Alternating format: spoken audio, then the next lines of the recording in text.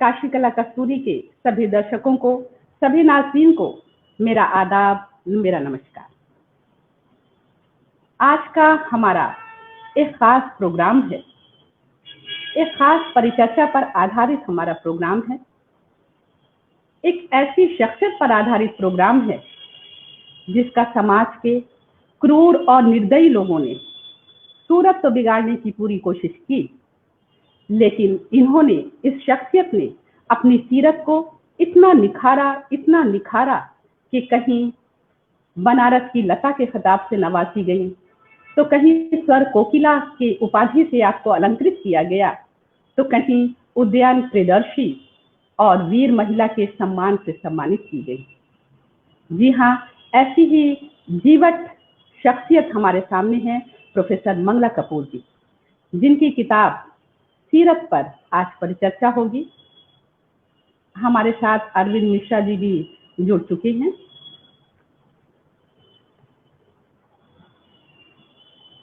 तो आज हमारे साथ मंगला कपूर जी हैं और इनकी किताब सीरत पर परिचर्चा है, और इस परिचर्चा में हमारे बहुत से बुद्धिजीवी लोग अलग अलग जगह से, अलग अलग फील्ड से शामिल हैं, जिसमें एक अरविंद मिश्रा जी का कुछ गड़बड़ हो रहा है, जिसमें professor H S Shukla sir Banaras Hindu university से, आप रिनाउंड सर्जन हैं। प्रोफेसर चंद्रकला त्रिपाठी जी, जो बहुत ही प्रतिष्ठित लेखिका, BHU MMB की आप एक्स प्रिंसिपल। बॉम्बे से डॉक्टर सोमा घोष जी, जो रिनाउंड वोकलिस्ट हैं, और अरविंद मिश्रा जी, जो सीनियर जर्नलिस्ट हैं हिंदुस्तान अखबार के। और इस कार्यक्रम की धुरी, इस कार्यक्रम की रूह रवां और जाए की रूह प्रोफेसर मंगला कपूर। तो एक बार मैं आप सभी का स्वागत करती हूँ, अभिनंदन करती हूँ, खैर मकदम करती हूँ। अब मैं अपने प्रोग्राम की शुरुआत बाकायदा इस शेर के साथ करती हूँ। ये ऐसा शेर कि शायद प्रोफेसर मंगला कपूर की पूरी जिंदगी को, इनकी जीवटता को, इनके संघर्ष को बताता हुआ शेर है, और इसी से मैं शुरुआत करती हूँ। छाँव से आगे निकल गई, दुख सुख की धूप छाँव से आगे निकल गए, हम ख्वाहिशों के गांव से आगे निकल गए। तूफान समझता था कि हम डूब जाएंगे, तूफान समझता था कि हम डूब जाएंगे, आंधी में हम हवाओं से आगे निकल गए, आंधी में हम हवाओं से आगे निकल गए। क्या बात। प्रोफेसर चंद्रकला त्रिपाठी जी, जो इस किताब की को मंजर आम पर आने में जिनका पूरा श्रेय जाता है, उन्हीं के कहने से प्रोफेसर मंगला कपूर ने ये किताब, अपने जिंदगी के संघर्ष को इन्होंने लिखा। तो मैं चाहूंगी कि प्रोफेसर चंद्रकला त्रिपाठी जी इस किताब के बारे में, इनकी शख्सियत के बारे में कुछ बताएं और कुछ कहें, क्योंकि मैं अपने नाज़रीन को, अपने दर्शकों से बताना चाहती हूँ कि प्रोफेसर मंगला कपूर जी और प्रोफेसर चंद्रकला त्रिपाठी जी बनारस हिंदू यूनिवर्सिटी में एक साथ, मुझे लगता है कि 30-35 साल का आप लोगों का साथ रहा होगा। फिर उसके बाद प्रोफेसर चंद्रकला त्रिपाठी जी, आप कलीग के साथ की तरह आप दोनों साथ थी। फिर उसके बाद आप प्रिंसिपल होती हैं, और ऐसे प्रिंसिपल भी किस तरह से उन्होंने देखा, इनके संघर्षों को देखा, इनकी परेशानियों को देखा, इनकी जीवटता को देखा, और किस तरह देखा, आज हम प्रोफेसर चंद्रकला त्रिपाठी जी से जानना चाहेंगे। शुक्रिया शबनम, और आज के हमारे सभी साथी प्रोफेसर शुक्ला, प्रोफेसर मंगला कपूर जी, पद्मश्री डॉक्टर सोमा घोष, और अरविंद जी और शबनम, आप सभी, ये हमारे लिए बहुत ही खुशी की बात है, और शायद काशी कला कस्तूरी के इस मंच के लिए भी, कि हमने आज एक ऐसा चैप्टर खोला है जो कि पूरी दुनिया के हिस्सों में ऐसा गिना चुना ही है कि कोई अपनी ही राख से उठ खड़ा हो, कोई मर मर के जिए, और केवल जिए ही नहीं बल्कि अपने होने का, अपनी जिजीविका का और अपनी कला का परचम इस तरह से लहराए जैसे मंगला कपूर जी ने लहराया। मेरे लिए, मैं थोड़ी सी बात आपको बताना चाहूंगी जो शायद इस किताब की भूमिका भी है। मंगला जी को याद होगा, ये जुलाई का ही महीना था और हम एडमिशन कमेटी में काम कर रहे थे। बहुत गर्मी से भरे दिन हुआ करते थे और बहुत भीड़ भरे दिन हुआ करते थे वो। जिनको भी विश्वविद्यालय के कामकाज का पता है उन्हें पता होगा कि किस तरह जरा भी अवकाश नहीं मिलता कि हम लोग अपनी निजी बातें कर सकें। मगर उसी में मेरे मन में एक लंबे समय तक एक जिज्ञासा थी और बहुत सारी सुनी हुई बातें थी। होता है ना कि आप किसी के बारे में बहुत से अनुमान लगाया करते हैं। अगर कोई इस तरह का है तो आप सोचते ही होंगे कि किसने ऐसा चेहरा बिगाड़ दिया होगा, किसने एसिड फेंका होगा। तो हम जब आए और हम लोग आगे पीछे आए पढ़ाने के लिए, तो मैंने सुना था कि मंगला जी के चेहरे पर उनके किसी प्रेमी ने तेजाब फेंका था। ये बातें विश्वविद्यालय में अपनी फुसफुसाहटों में थी। मंगला जी से जब रोज रोज मिलना हुआ तो मैंने पूछा मंगला जी से कि मंगला जी आपके साथ क्या हुआ था, कैसे हुआ था। मैंने ये सुना है, मैंने उनसे कहा कि मैंने ये सुना है कि आपके चेहरे पर आपके प्रेमी ने तेजाब फेंक दिया था। तो उन्होंने छूटते ही कहा कि 12 साल की छोटी बच्ची के चेहरे पर कौन सा प्रेमी तेजाब फेंकेगा मैडम।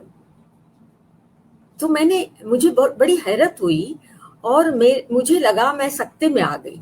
मैंने कहा कैसे, क्या हुआ था।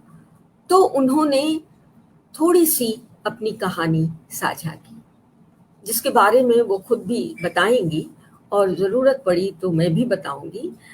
तो मैंने उनसे कहा और तब एक तकलीफ के सुरंग का जैसे लगा कि कोई मुंह खोल दे। मेरे साथ बैठे हुए काम करते हुए जो लोग थे वो सब मंगला जी की तरफ झुक आए और वो बहुत दुख के साथ उनके चेहरे की ओर देख रहे थे। और मंगला जी ने कुछ कुछ बातें बताई। तो मैंने ये कहा उनसे कि आपको इसे लिखना चाहिए। आपको इसलिए लिखना चाहिए कि लोगों को ये पता चले कि आपने कितने बड़े जीवट के साथ, कितने बड़े साहस के साथ उस हालत में जीना संभव किया। लड़ लड़ के जी हैं आप। कोई सोच भी नहीं सकता, जरा सी उंगली जल जाने पर सिर पर घर पूरा उठा लेते हैं और जिसका पूरा चेहरा गल गल कर तेजाब से गिरा हो, जिसके इतने सारे ऑपरेशंस हुए हों, यहाँ वहां से खाल निकाली गई हो और उस खाल में मवाद भरती गई हो और इतनी सारी यातनाएं। आपको लिखना चाहिए मंगला जी। ये कहानी ऐसी नहीं है कि गुम होके रह जाए, ये तो इसमें तो बड़ी सच्चाई है और आप इसे कहिए। तो मंगला जी ने कहा कि मैंने लिखा है थोड़ा सा, आप कहेंगी तो मैं आपको लाकर दिखाऊंगी। और 2 दिनों बाद वो कुछ लिखे हुए पन्ने लेकर आई और वो जो लिखे हुए पन्ने लेकर आई उनमें से एक संदर्भ निकाल के मैंने फेसबुक पर पोस्ट किया था। मंगला जी को याद होगा जी। मैंने उसको फेसबुक पर जब पोस्ट किया और मैंने वही ये घोषणा कर दी और हम लोगों ने बातों में तय किया कि इस किताब का नाम सीरत होगा, क्योंकि ये सूरत के मुकाबले में खड़ी होने वाली सीरत है, ये उसकी कहानी है। तो ये सीरत नाम होगा इसका। और मैंने ये देखा कि लोगों ने बहुत, क्योंकि मंगला जी कोई ऐसी गुम शख्सियत नहीं है, बहुत सारे लोग बनारस में भी और बाहर भी उन्हें जानते हैं और वो सारे लोग जैसे लग रहा था कि कई कई कानों से सुनना चाहते हैं इस कहानी को और पढ़ना चाहते हैं।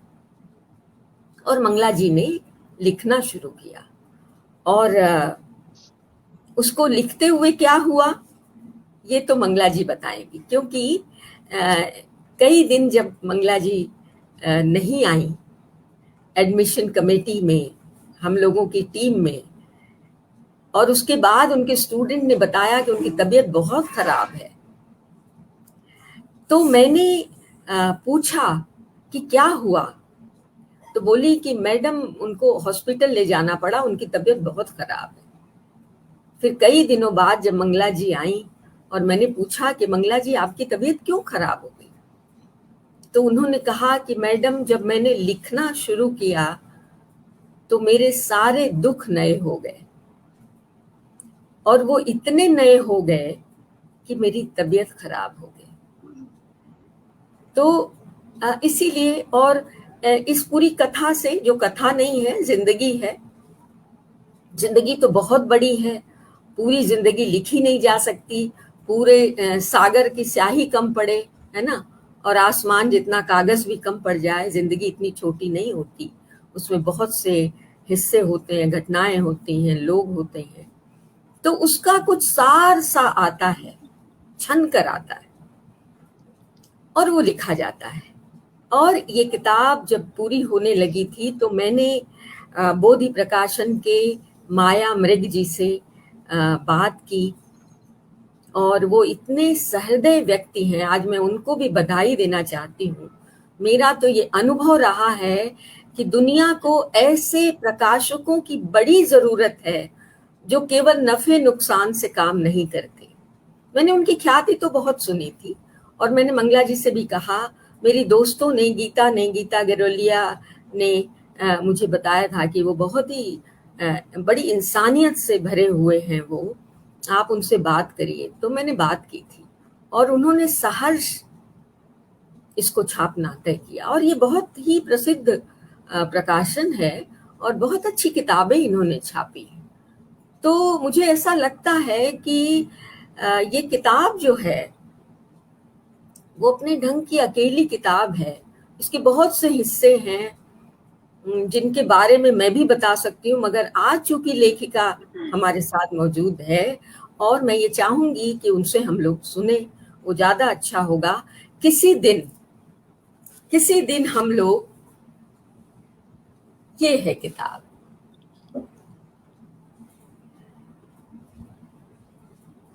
इस किताब, बहुत बहुत इस किताब के बहुत लिए मंगला जी बहुत बधाई। तो ये किताब है, और इस किताब के पन्नों में आसान जीवन संघर्ष नहीं है। और अच्छी बात ये है, क्योंकि हम तो पढ़ते हुए कि ये ऑपरेशन हुआ, वो ऑपरेशन हुआ, इतने दिनों तक पेट के बल लेटना पड़ा, इतने दिनों तक एक करवट लेटना पड़ा, इतने दिनों तक चेहरे पे पट्टियां बंधी थी। ये हम लोगों के लिए तो केवल सूचनाएं हो सकती हैं, लेकिन जिस शरीर पर ये बीता है, उस शरीर की पूरी तकलीफ, मगर उसी में तितलियों की तरह रंग खोजना जीवन का, एक बड़ी पोएटिक सी बात है कि आंखें, लगता था, डॉक्टर ने कहा आंखें तो चली गई, अब आंखों में रोशनी नहीं बची, इस बच्ची की आंखें नहीं बची, और ये सब ने मान लिया था। फिर मंगला जी की दादी ने बहुत पूजा पाठ किया, और उनका ये विश्वास था, और वो पूजा के फूल लाकर मंगला जी की पलकों पर फिराया करती थी, और मंगला जी के सूजे हुए पपोटे एक दिन हिले, और उन्होंने अपनी माँ के साड़ी का रंग पहचाना, और वो हरा रंग था, और मंगला जी ने लिखा है कि उस दिन माँओं की ममता ने मिलकर मेरे लिए हरे रंग की खिड़की खोल दी थी। तो इतना खूबसूरत बयान है इस किताब में। हाँ बिल्कुल बिल्कुल चंद्रा मैम, आप बिल्कुल सही। खूबसूरत बयान है, हाँ, जी जी। मैं तो अब बता रही हूँ डॉक्टर्स की मेरे बात आ रही थी जी। बिल्कुल। और मैं चाहूंगी कि मंगला जी भी अपनी बात कहें और आप सभी इस बारे में बात करें। हाँ मेरी जरूरत होगी चंचला तो मैं मैम, खुद जी बोलूंगा। जी जी जी बिल्कुल। चंचला मैम, जैसा कि आप अभी डॉक्टर्स की बात में आपने शुरू किया कि किस तरह से ऑपरेशन हुआ और किस तरह से ये 40-40 दिन उल्टे लेटी रहती थी, क्योंकि पीठ की खाल निकाली जाती थी, पीठ की लेयर निकाली जाती थी, स्किन निकाले जाते थे। तो एक operation professor S S Shukla sir ने भी आपका किया था, कुछ ऑपरेशंस में आप भी थे, और ये बहुत ही मुझे अच्छा लग रहा है कि मंगला कपूर जी के डॉक्टर भी यहाँ मौजूद हैं। तो professor S S Shukla sir, मैं आपसे पूछना चाहती हूँ कि उस वक्त जब प्रोफेसर मंगला कपूर उस वक्त छोटी थी, मुझे लगता है कि 14-15 साल की थी, क्योंकि ऑपरेशन का दौर इनका बहुत लंबा चला, 12 साल से लेकर 18 साल तक चला। तो उसी दरमियान आप थे बनारस यूनिवर्सिटी में, तो किस तरह से आपने महसूस किया था, किस तरह से आपने महसूस किया कि इस तरह का ऑपरेशन जो रेयर था? मैं कुछ कहना चाहूंगी। उस समय डॉक्टर साहब थे और डॉक्टर NN खन्ना साहब थे, दोनों ही जी, लोग थे। तो काफी ऑपरेशन तो मेरे पटना में हो क्योंकि चुके वो थे, रेयर लेकिन ऑपरेशन था। मैं फिर भी हाँ, बहुत ठीक नहीं हुआ था। तो जब इन लोगों से मिले तो डॉक्टर साहब से ये बात पहले किया कि मेरी जो एक कान बंद है, मेरी एक नाक बंद है सर, इसको अगर खोलने का प्रयास किया जाए। तो इन हेलो, लोगों को अंदर कोई ट्यूब ही नहीं मिले, ये डॉक्टर साहब खुद बताएंगे। और पीठ वाली जो प्रक्रिया है, तो चमड़ा लेने के लिए कुछ एक प्रक्रिया की जाती है। मैं चाहूंगी डॉक्टर साहब आप उसे डिटेल में बताएं कि वो जो चमड़ा उठाने के लिए आप लोगों ने 4 तरफ टाके खोले थे मेरे, उसके बारे में आप बताएं, जिनमें दोबारा डाला जाता है। प्रोफेसर मेरी आवाज शायद अभी कुछ फोन आने से डिस्कनेक्ट हो गया।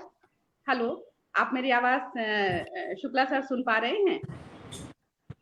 हाँ, हम आपकी आवाज सुन रहे हैं सर। और मैं बोलूं? जी सर। जी जी। हेलो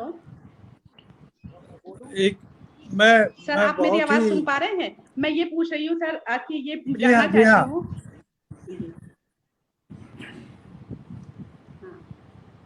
मैं बहुत ही आपका धन्यवाद करता सर, हूँ जिस तरह से, क्योंकि कि रियल आपने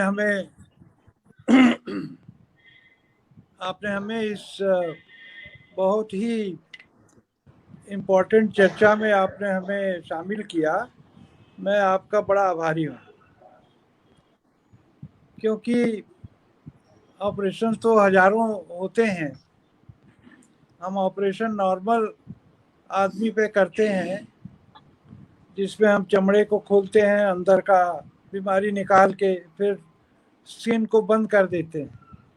स्किन में वाइटलिटी होती है, ब्लड संचार होता है, और स्किन लूज होती है, वो बंद हो जाती है और हील हो जाता है। 1 हफ्ते में हम टाँके भी निकाल देते हैं, मरीज चला जाता है। लेकिन मंगला का क्या ऑपरेशन हुआ, ये वैसे तो हम बताना हमारे लिए ठीक नहीं है, क्योंकि ये कॉन्फिडेंशियल मैटर होता है और हम खाली मंगला को बता सकते हैं, या मंगला अगर कहें कि इनको भी बता दो तो बता सकते हैं। नहीं सर, आप लेकिन हम प्लीज इस बात को बताएंगे, सभी को इसलिए बताइए। नहीं कि ये मेडिकल हम बता रहे हैं, हम ये इसलिए बताएंगे कि एक बहादुरी का किस्सा है, और बहादुरी डॉक्टर की नहीं है, बहादुरी मंगला कपूर की है। हम उनकी बहादुरी की चर्चा बताएंगे। जब एसिड से कोई इंजरी होती है, तो जैसे छुरी से इंजरी होती है तो स्किन कट जाता है, लेकिन एसिड से अगर इंजरी होती है तो वो स्किन को धीरे धीरे डिसॉल्व कर देता है, और वो स्किन को जब डिसॉल्व करेगा तो वहाँ स्किन नहीं रहेगी, और स्किन बॉडी का आवरण है। उस आवरण का अगर लॉस हो जाए तो बॉडी के अंदर के पार्ट्स एक्सपोज हो जाते हैं, और उनको फिर कवर करना एक बहुत बड़ी कठिनाई होती है।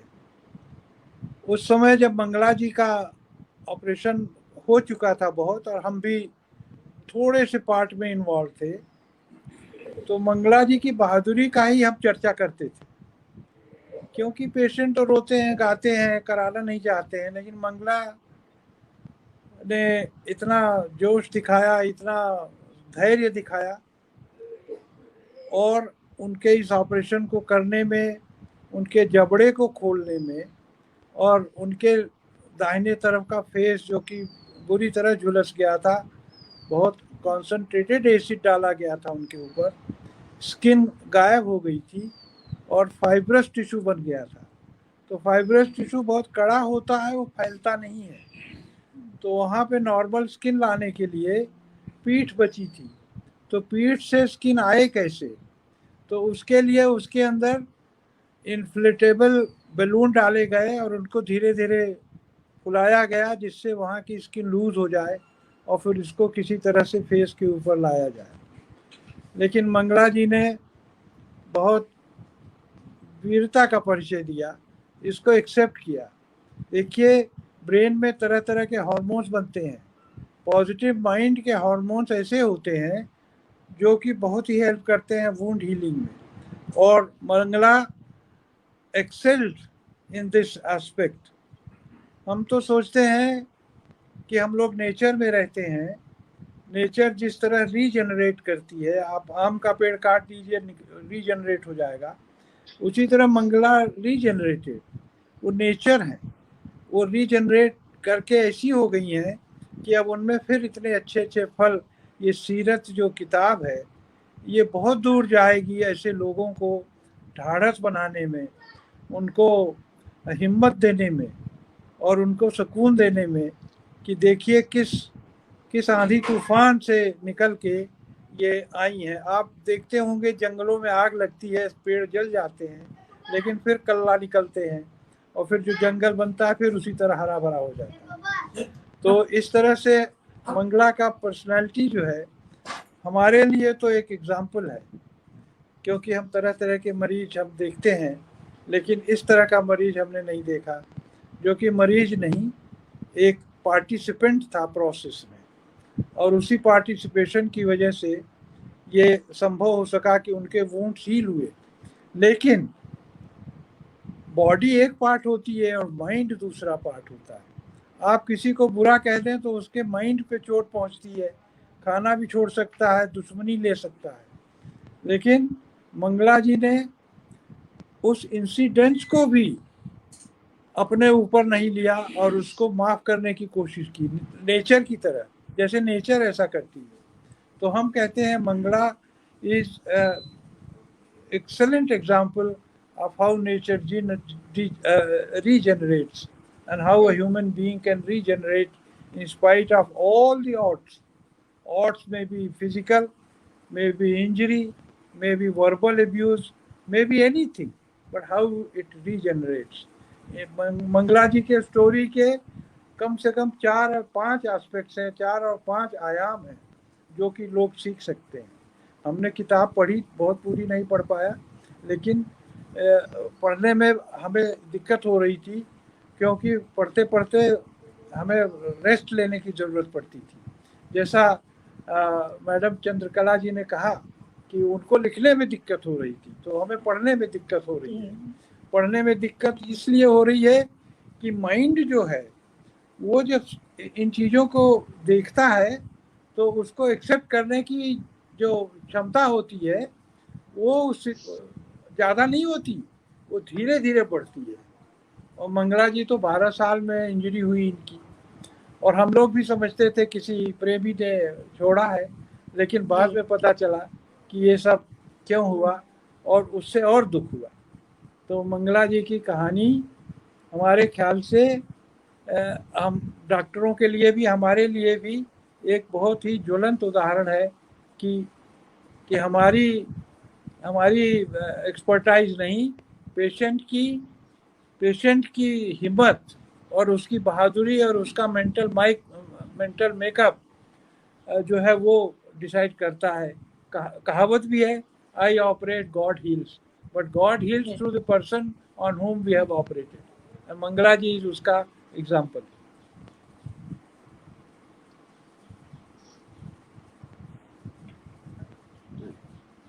बिल्कुल सही कहा सर आपने कि जिस तरह से इनका रियरेस्ट केस था वो आसान नहीं था, उनका ऑपरेशन भी बार बार होना और जिस तरह बलून डालकर होना और बार बार फिर वही प्रोसेस होता था, क्योंकि जैसा कि सर ने भी बताया था मुझे पहले भी कि वो स्किन बिल्कुल चिपक चुकी थी, उसको बलून डाल के फुलाना और 40 दिन तक पेट के बल लेटे रहना, ये बहुत अजियतनाक वक्त था उनके लिए, बहुत ही मुश्किल घड़ी थी उनके लिए। लेकिन वाकई में कि जैसे आपने कहा कि रीजनरेट होने वाला नेचर है इनका, जिस तरीके से नेचर में है कि उसी पे किसी का एक मिसरा मुझे याद आया कि हम भी दरिया हैं, हमें अपना हुनर मालूम है, हम भी दरिया हैं, हमें अपना हुनर मालूम है, जिस तरफ भी चल पड़ेंगे रास्ता हो जाएगा। एक उन्होंने रास्ता निकाला और उसी जिंदगी से जिस तरीके से आपने कहा कि रिजनरेट हो रहे हैं। तो अभी भी हमारे साथ बनारस घराने की प्रसिद्ध शास्त्रीय गायिका विदुषी सुचरिता गुप्ता भी जुड़ रही हैं और वो आपको बेस्ट विशेष देने के लिए, किताब पर बधाई देने के लिए, तो मैं थोड़ा सा उनकी बधाई भी ले लूं मंगला दी के लिए। जरूर जरूर। आपका नमस्कार बहुत सुचरिता। बहुत नमस्कार। स्वागत है। हाँ, नमस्कार। Thank you Shabnam. और यहाँ उपस्थित डॉक्टर साहब आपको प्रणाम करती हूँ, चंद्रकला मैडम है, नमस्कार। और सोमा जी आपको भी नमस्कार। और आज के जो हमारे हीरोइन है, आज के हीरो है हमारे मंगला कपूर जी, प्रोफेसर मंगला कपूर जी, तो आपको मैं बहुत बहुत नमन करती हूँ। और ये देखिए मेरे पास आपकी ये किताब है और मैं जब पढ़ रही थी ना, मैं बता नहीं सकती हूँ कि इतना ज्वलंत है। और मैं जैसे जैसे पढ़ रही थी और साथ साथ में वो देख रही थी, इस तरह से कितना सुंदर, मतलब किस तरह से आपने लिखा है, एक एक चीज मैं महसूस कर रही थी। तो मैं अपने कला कस्तूरी की जो ये प्लेटफॉर्म है, और इस प्लेटफॉर्म में अपने लोगों को अपने लोगों को आज ऐसा ऑनर करते हुए बहुत खुशी हो रही है मुझे मंगला जी। और हमारे हमारे कलाकार है, मतलब कस्तूरी, काशी कला कस्तूरी की सदस्य है और बहुत अहम पोस्ट रखती है। और एक चीज मैं दर्शकों को बताना चाहती हूँ, जब पिछले लॉकडाउन हुआ था उस समय मैंने एक राग का सृजन किया था, और मैं आप ये जो राग है हम अपने भांजी शबनम को ये अर्पित किया था, और इसका नाम राग शबनमी रखा था। तो उस शबनमी राग का जो हमने जिक्र किया था प्रोफेसर मंगला कपूर जी से, तो उन्होंने इतना सुंदर एक निर्गुण बनाया और इतना सुंदर इसका धुन बनाया, और उसके बाद बंदिश भी बनाई, इतना सुंदर कि मैं जहां जाती हूँ हमारे स्टूडेंट्स भी वो गाते हैं, और इतना तारीफ। तो लोग पूछते हैं कि अच्छा मंगला जी क्या लिखती भी है, तो हमने कहा कि वो बहुत मल्टी टैलेंटेड है, इतना अच्छा लिखती है। ऐसे जो उन्होंने ये जो लिखा है उड़ी जा रहे हंस अकेला, बहुत ही सुंदर मंगला जी। और आज ये किताब का विमोचन हम लोग कर रहे हैं, इतना खुशी हो रही है कि मैं बता नहीं सकती हूँ कि लोगों तक ये पहुंचे और लोग प्रेरणा ले। आजकल जो यंग जनरेशन है उन जनरेशन को पता चले कि हारना नहीं चाहिए, वो आपसे सीखे, इस किताब से सीखे। तो मैं बहुत बहुत बधाई देना चाहती हूँ मंगला जी आपको, भगवान आपको सताइयों बहुत शताइयों दे, और खूब अच्छा है। आप गाती भी है, क्या हमारे बनारस के आप लता मंगेशकर है, बनारस के क्या पूरा यूपी की लता मंगेशकर है। और आज इतने दिग्गज लोग आज बैठे हुए हैं, सोमा जी है, डॉक्टर साहब है, चंद्रकला मैम है, सबके साथ ये विमोचन हो रहा है। मुझे बहुत ही खुशी हो रही है, और बाबा विश्वनाथ जी से प्रार्थना करती हूँ आप स्वस्थ रहे और ऐसे ही खुश रहे और खूब अच्छा गाते रहे और लिखते रहे। बहुत बहुत धन्यवाद। मैं चाहूंगी कि आप 2 लाइन निर्गुण को सुना ही दें। उड़े जा रे हंस अकेला अकेला रे, उड़े जा रे हंस अकेला, ये दुनिया है 2 दिन का मेला, ये दुनिया है 2 दिन का मेला, मेला रे उड़ जा रे हंस अकेला, अकेला रे उड़ जा रे हंस अकेला। ये राग शबनमी पर आधारित है और ये शबनमी राग हमारे भांजी, हमारी बिटिया शबनम के अर्पित है। बहुत बहुत धन्यवाद। धन्यवाद सुचेता जी। वेलकम।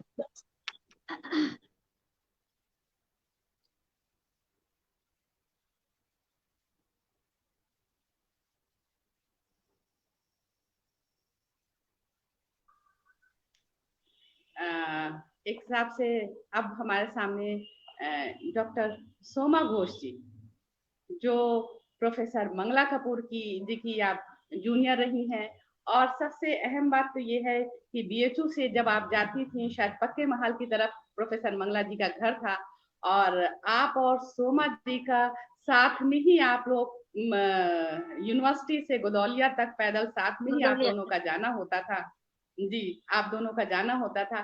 तो सोमा दी, उस वक्त जबकि लोग आपके चेहरे से भागते थे, लोग साथ में रहना पसंद नहीं करते थे, कुछ अलग अलग उपाधियों से नवाजते थे खराब तरीके से, उस वक्त आप मंगला जी के साथ क्या खूबी आपको दिखती थी, किस तरह से, और जो किताब में आपने पढ़ा किस तरह से आपने महसूस किया, और उनके साथ फिर भी आप जाती थी और आपको अच्छा लगता था, यहाँ तक कि आप जब भी बनारस अभी भी आती हैं तो प्रोफेसर मंगला कपूर जी से बिना मिले नहीं जाती हैं। तो किस तरह से उस वक्त आप महसूस करती थी इनको, और इनकी क्वालिटी को, इनकी जो सीरत है उसको किस तरह से आप देखती? देखिए, सूरत की तो प्राधान्य है, लेकिन सूरत से भी सीरत का ज्यादा प्राधान्य है, और मैं बचपन से उसी को प्राधान्य दिया था जो मैंने मंगला दी में पाई थी। मैं कॉलेज में एंट्री की थी, म्यूजिक कॉलेज में, और उनका उस समय लास्ट ईयर था। वो सचमुच हम लोगों की प्रेरणा स्रोत थी।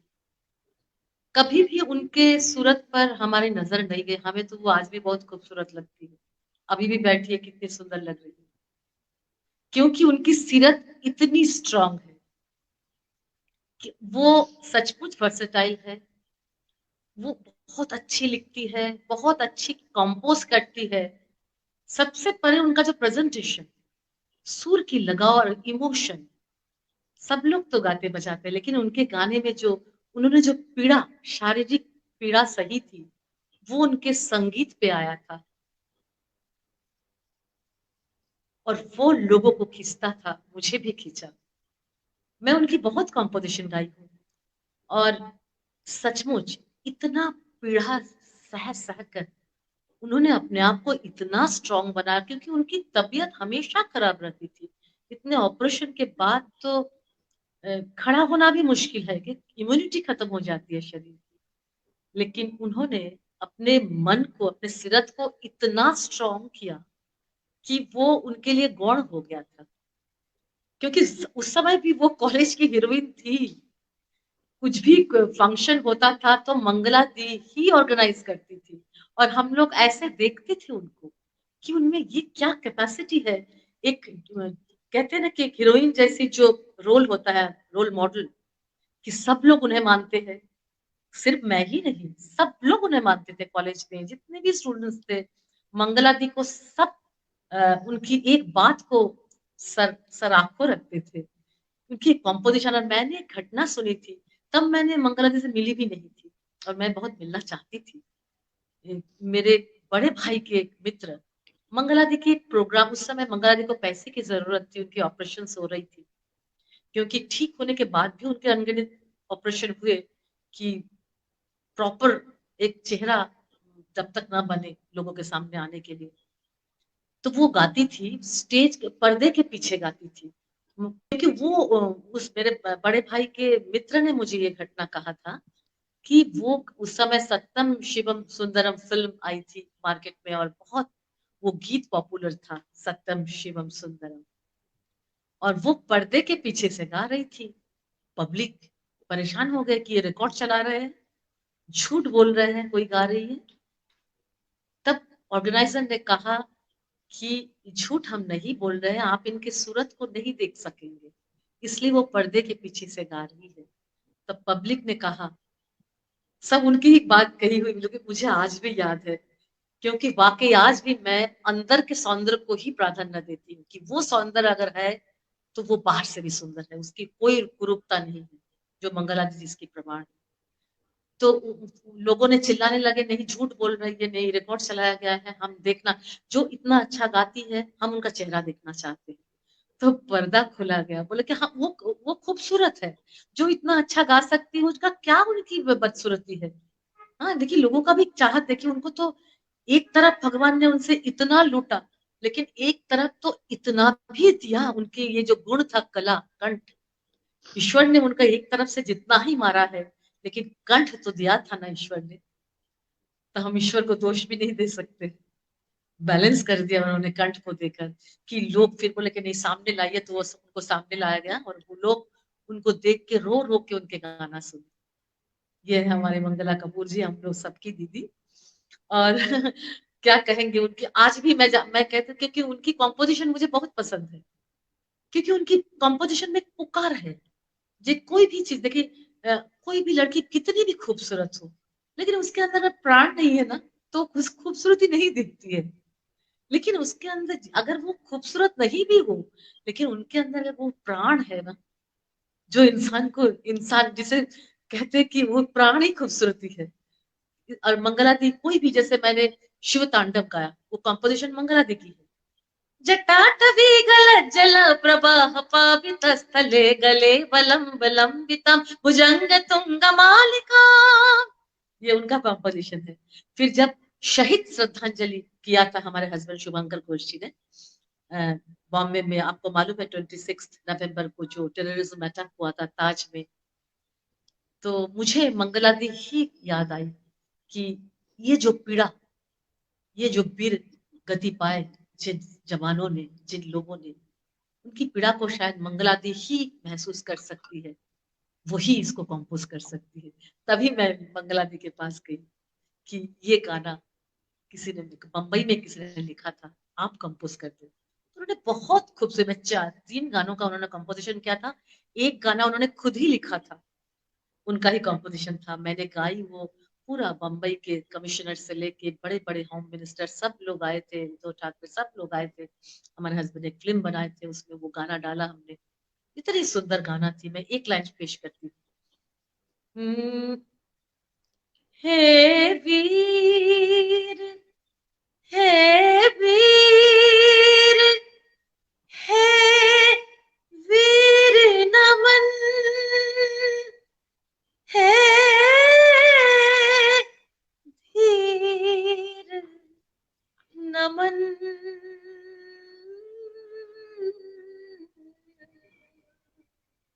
सच्चे सपूत भारत के रतन, ये उनका कंपोजिशन है। और उनकी और एक लिखी हुई मंगला दी, आपको याद है, दोस्त बन बन के दगा देते हैं, ये मंगला दी खुद लिखी।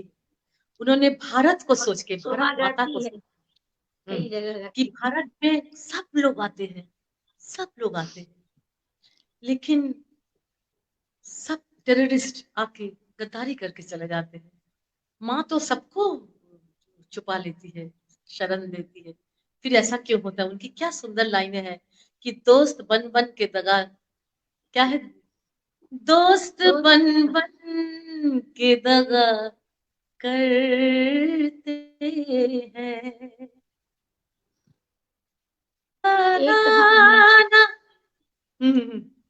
एक हम हैं कि वफा करते हैं, दोस्त के दगा करते हैं, एक हम हैं जो वफा करते हैं, पर वफा का सिला क्यों है? आदमी आदमी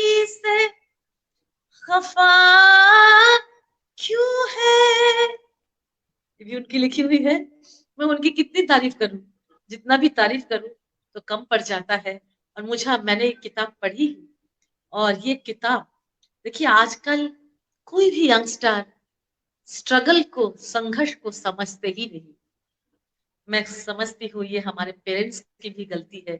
सब कुछ सोने के चम्मच से हम लोग खिला देते हैं बच्चों को, वो संघर्ष क्या समझे। तो मुझे लगता है कि आज के जनरेशन को ये किताब बहुत कुछ सिखलाएगी, कि उन्होंने ये साबित कर दिया कि खुद ही को कर बुलंद इतना कि हर तकदीर से पहले खुदा बंदे से खुद पूछे कि बता तेरी रजा क्या है। तो उन्होंने अपने आप को इतना बुलंद किया, इतना बुलंद किया कि खुदा ने उनके सामने आके सर झुकाया कि बताओ तुम क्या चाहते हो। प्रोफेसर बनी, हाँ, इज्जत से अपना घर बनाई, अपना गाड़ी खरीदी, शान शौकत, कभी भी अपना सर नहीं झुकाई। सब कुछ तो उन्होंने ऊपर वाला ने एक तरफ से छीन के सब कुछ दिया, लोगों का प्यार मोहब्बत दिया, जो कि एक समय बिल्कुल नहीं मिला था, बाद में उन्हें सब कुछ मिला। और ईश्वर से प्रार्थना करती हूँ कि वो स्वस्थ रहे और उनकी ये किताब लोगों की प्रेरणा बने, और वो और लिखती जाए और कंपोज करते जाए, हम लोग गाते रहे, उनकी गीत गाते रहे, उनकी गुणगान करते रहे। धन्यवाद। डॉक्टर शुक्ला जी, हमारे शशिकला मैडम, शबनम, सबको मेरी हार्दिक शुभकामना कि आप लोगों ने ये अरेंजमेंट किया। बहुत, अरविंद जी कहाँ चले गए? हम चाहते हैं कि प्रेस के लोग इस किताब के बारे में बहुत लिखे, कि किताब लोगों तक पहुंचे, क्योंकि हमारे जो मीडिया की बहुत रोल रहती है किसी को बनाने में, किसी को लोगों तक पहुंचाने में। तो अरविंद जी नहीं दिख रहे हैं, और भी जितने भी बनारस के मीडिया, क्योंकि बनारस की मीडिया पूरे भारत, पूरा वर्ल्ड में पहुंच जाएगी। हाँ, तो हम गुजारिश करते हैं हमारे जो भी पत्रकार आज शामिल है, इस किताब के बारे में भरपूर लिखे। धन्यवाद।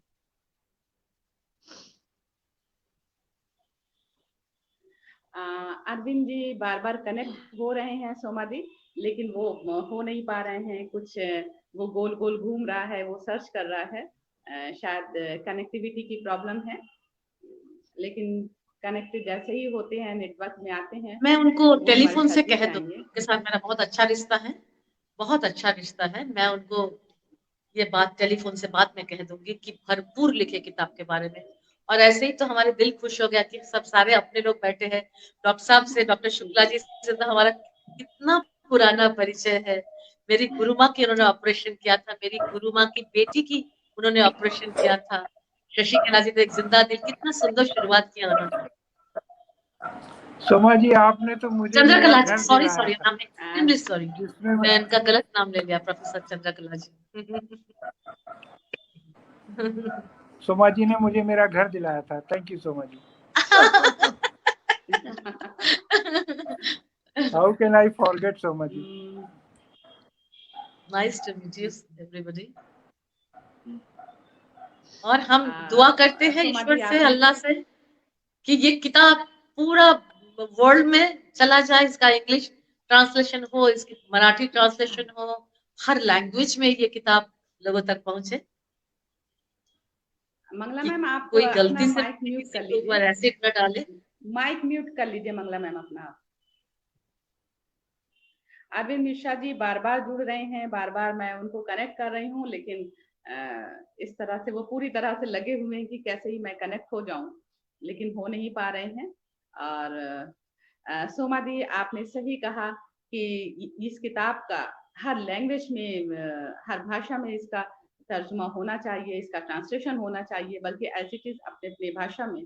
तो मैं कोशिश करूंगी जितनी भी भाषा में इस किताब का ट्रांसलेशन हो सके, मैं इसमें अपनी पूरी कोशिश करूंगी। मेरे साथ चंद्रकला मैम हैं और एच एस शुक्ला सर भी हैं। विदेशों में भी बहुत से लोग आपके होंगे जो हिंदी नोइंग भी होंगे शुक्ला सर के, और कुछ डॉक्टर्स ऐसे होंगे जो राइटर भी होंगे और हिंदी नोइंग होंगे। मैं सर से भी चाहूंगी कि कुछ ऐसे लोगों को सर मुझे बताएं, ताकि हम लोग इस किताब को भेज सकें, और वहां पे इसका ट्रांसलेशन हो जाएगा तो अच्छा होगा। वहां पे भी लोग पढ़ेंगे कि इस तरह से हिंदुस्तानी एक महिला कितनी मुश्किल से, कितनी मुश्किलात से वो जूझती है, और जो लड़की 12 साल की उम्र में बिस्तर पर पड़ी होती है, हॉस्पिटल में पड़ी होती है। वो लड़की 18 साल तक हॉस्पिटल के बेड पर होती है और जब वो उठती है तो पीछे मुड़कर नहीं देखती है और फिर वो एक प्रोफेसर के पद तक पहुंचती है। ये कोई मामूली बात नहीं है, ये सैल्यूट है आपको मंगला मैम। अरविंद मिश्रा जी बार बार जुड़ रहे हैं, मैं क्या बताऊं कि इस तरह से बिल्कुल कनेक्टिविटी में नहीं हो पा रहे हैं वो। तो एक लंबे अरसे तक किसी की पढ़ाई अगर 2 साल 4 साल पीछे हो जाता है, जो बच्चा बैक हो जाता है, नहीं तो बहुत मुश्किल से वो फिर हाई स्कूल इंटर तक पढ़ पाता है। लेकिन जो लड़की 18 साल 8 साल 10 साल तक उसने किताब की तरफ देखा ही ना हो और वो जब चलती है तो फिर वो गोल्ड मेडल पाती है, मेरिट में उसके नंबर्स होते हैं और डिस्टिंक्शन होते हैं उसके मार्कशीट में, और इस वक्त जो है वो सब जग जाहिर है, सारे लोग जानते हैं। मंगला कपूर मैम, अब मैं आपके देखिए अरविंद मिश्रा जी जुड़ते हैं तो फिर मैं उनसे, क्योंकि उन्होंने किताब पढ़ी, मैंने उनको किताब पहुंचाया, किताब पढ़ी और वो काफी कुछ वो बोलना चाह रहे थे, लेकिन जब तक वो नहीं जुड़ते हैं तो मैं मंगला मैम की तरफ आती हूँ। मंगला मैम, आज आपको कैसा महसूस हो रहा है कि डिफरेंट फील्ड से लोग आपके संघर्ष को, आपके मेहनत को, आपके जीवटता को सैल्यूट कर रहे हैं? आपकी कोलीग प्रोफेसर चंद्रकला त्रिपाठी जी, आपके doctor professor H S. Shukla sir, Sucharita Gupta ji, आपकी जूनियर और आपके दिल अजीज डॉक्टर सोमा घोष जी, और हम सब आपको आपके इस जज्बे को, जिस जज्बे के साथ आप जिंदा हैं अब तक, उस जज्बे को सैल्यूट करने के लिए हम सब यहाँ पर हैं। आपको कैसा महसूस हो रहा है? इससे पहले कि अरविंद मिश्रा जी आ चुके हैं, आप बोले उससे पहले कि मैं चाहूंगी कि अरविंद मिश्रा जी ही बोल लें, क्योंकि कब जो है डिस्कनेक्ट हो जाए पता नहीं होगा, बहुत मुश्किल से ये कनेक्ट हो पाए हैं।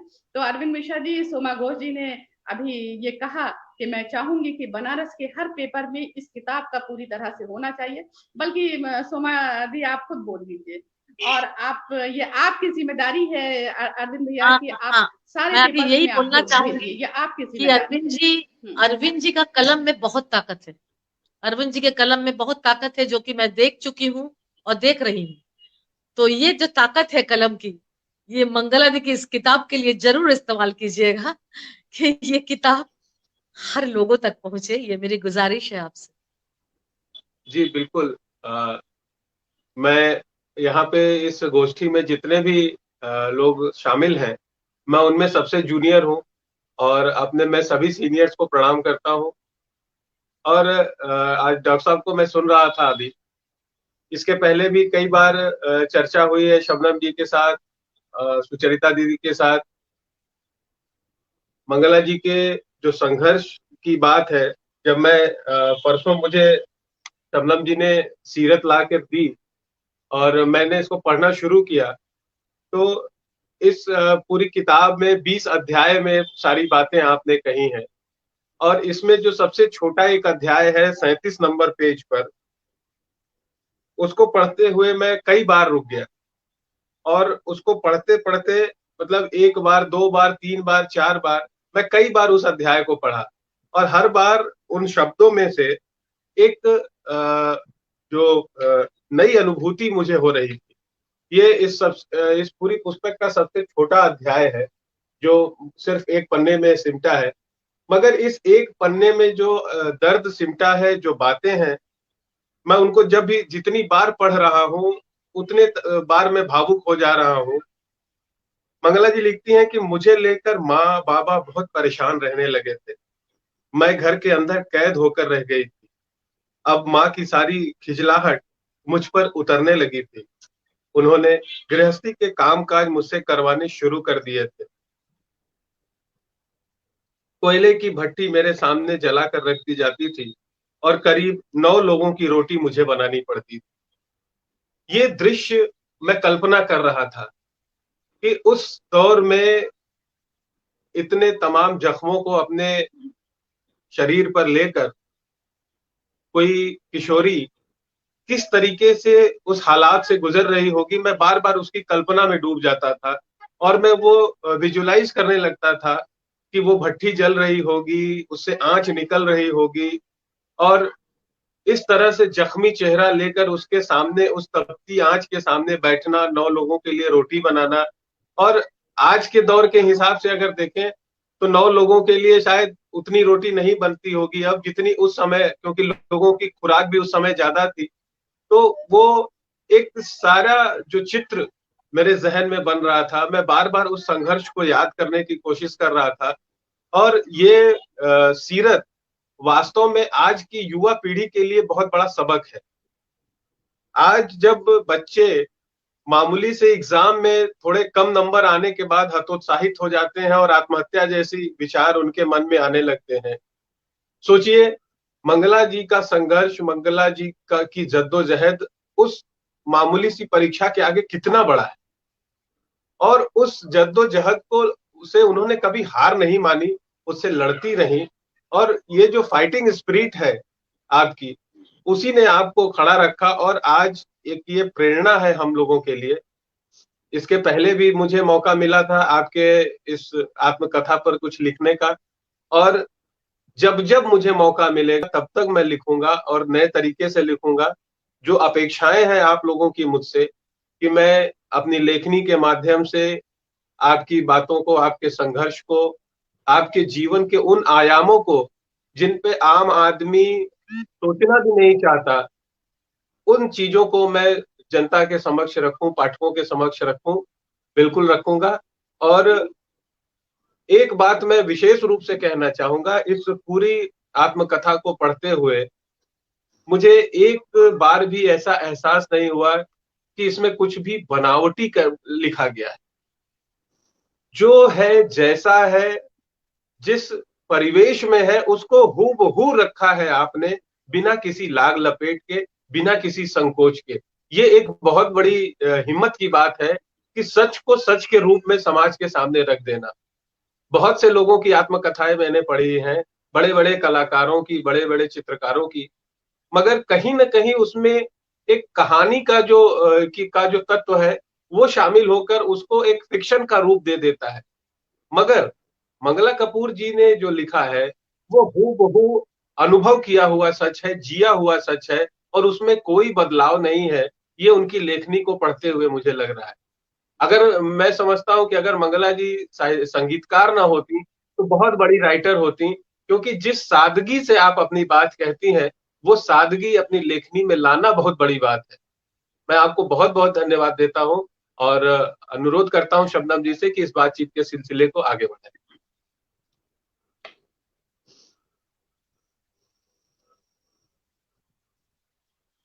अरविंद जी, ये जिम्मेदारी आपके ऊपर है कि बनारस के हर पेपर में, जो भी पेपर हो, जो भी ये है, और उसमें सारी चीजें, मंगला जी की किताब की सारी डिटेल जानी चाहिए, सारी चीजें, ताकि लोग पढ़ें, देखें।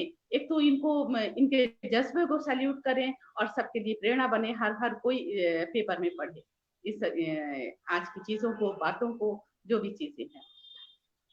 मंगला मैम, अब मैं आपके ऊपर आ रही हूँ, और जैसा कि मैंने कहा कि आज डिफरेंट फील्ड के लोग, मेडिकल से जो आपके डॉक्टर थे, जो आपके कोलीग प्रोफेसर चंद्रकला त्रिपाठी जी, आपके जूनियर डॉक्टर सोमा घोष जी, अरविंद मिश्रा जी, विदुषी सुचरिता गुप्ता जी, और हम सब आपके जज्बे को सैल्यूट करने के लिए, आपके सीरत पर तरह तरह से बातें करने के लिए यहाँ पर मौजूद हैं। तो किस तरह से, कैसा महसूस कर रही हैं? क्योंकि खुशियां भी आपके जीवन में बहुत कम आई, और इस वक्त जो आप खुशी का एहसास आपको हो रहा है उसको मैं जानना चाहती हूँ, और फिर उसके बाद कुछ जो आप बताना चाहिए। जरूर। मैं कैसा महसूस कर रही हूँ, मतलब शायद शब्द नहीं मिल रहे हैं मुझे उसके लिए। जो कभी मैंने सोचा नहीं था कि कभी मैं इस मुकाम तक पहुंचूंगी कि मेरे किताब के ऊपर परिचर्चा होगी, या मैं इतने लोगों के सामने आऊंगी, कुछ बोल पाऊंगी, क्योंकि बोलने में हमेशा पीछे रही हूँ मैं, बोलने से बड़ी। इसीलिए किताब में भी मैंने पूछा, मैडम से भी पूछा, चंद्रकला जी से, और भी लोगों से पूछा, भाई आत्मकथा लिखूंगी कैसे, मुझे तो शब्द बहुत गढ़ने नहीं आते हैं, लिखा कैसे जाता है। तो लोगों ने यही कहा, जो भी बड़े लोग थे उन लोगों ने यही कहा कि बस जैसे बोलचाल की भाषा में तुम मुझे बता रही हो, जैसे बता रही हो ना कि ये ऐसे घटना हुई, बस इन्हीं को शब्दों में लिख डालो। इसीलिए वो अरविंद जी को ऐसा लगा, क्योंकि बस मैं जैसे बात करती हूँ वैसे उसको लिखती चली गई। और काशी कला कस्तूरी का मंच मेरे लिए बड़ा, क्या कहूँ, बहुत ही भाग्यशाली रही हूँ कि जब मैं रिटायर हो गई उसके बाद लगा था कि अब जीवन रह गया है, कैसे आगे बीतेगा, क्या होगा। उसके बाद लॉकडाउन हो गया, उस समय फिर भी पीएचडी के बच्चे आते थे मेरे पास। लॉकडाउन हो गया तो बिल्कुल अकेली रह गई। उस समय मुझे शबनम ने जोड़ा। शबनम ने कहा कि मंगला आपा, मैं चाहती हूँ कि आप मेरे पेज पर आकर के कुछ कहें अपने बारे में। तो बड़ा मुश्किल सा लगा था, लेकिन फिर मैं जुड़ी। एक बार जुड़ी, 2 बार जुड़ी। जीना इसी के नाम, जीना इसी का नाम है, इसके 2 भाग प्रसारित हुए, जिनमें मैंने अपने विषय में काफी कुछ बताया था। और जहाँ तक प्रेरणा की बात है, या जो आज मैं बैठी हूँ आपसे बात कर रही हूँ, इसका सारा श्रेय मेरे माता पिता को और खास करके पिताजी को। पिताजी को बहुत ज्यादा श्रेय है कि जो लड़की पड़ी है बिस्तर पे, रिश्तेदारों ने कहा कि भाई जहर का इंजेक्शन लगवा दो, नहीं तो इसको कहाँ ढोते फिरोगे, कहाँ कहाँ इसको लेके कैसे कैसे फिरना पड़ेगा, पता नहीं, मौत तो आई नहीं, जिंदा रह गई है, तो एक जहर का इंजेक्शन लगवा दो। अब सोचिए, ये वो अपने थे जो अपने कहे जाने वाले थे लोग, वो मेरी हत्या करने पर उतर थे। पिताजी ने कभी हिम्मत नहीं हारी। और सबसे बड़ी बात, ये बहुत ही मुझे शायद नहीं देखने को मिला है कि पिताजी ने इतना बड़ा दुख मेरा सालों, 1-2 दिन नहीं, 1-2 महीने नहीं, 6 महीने नहीं, सालों झेला। और मैंने उनके माथे पे कभी यूं सिकन नहीं देखी। एकदम कूल,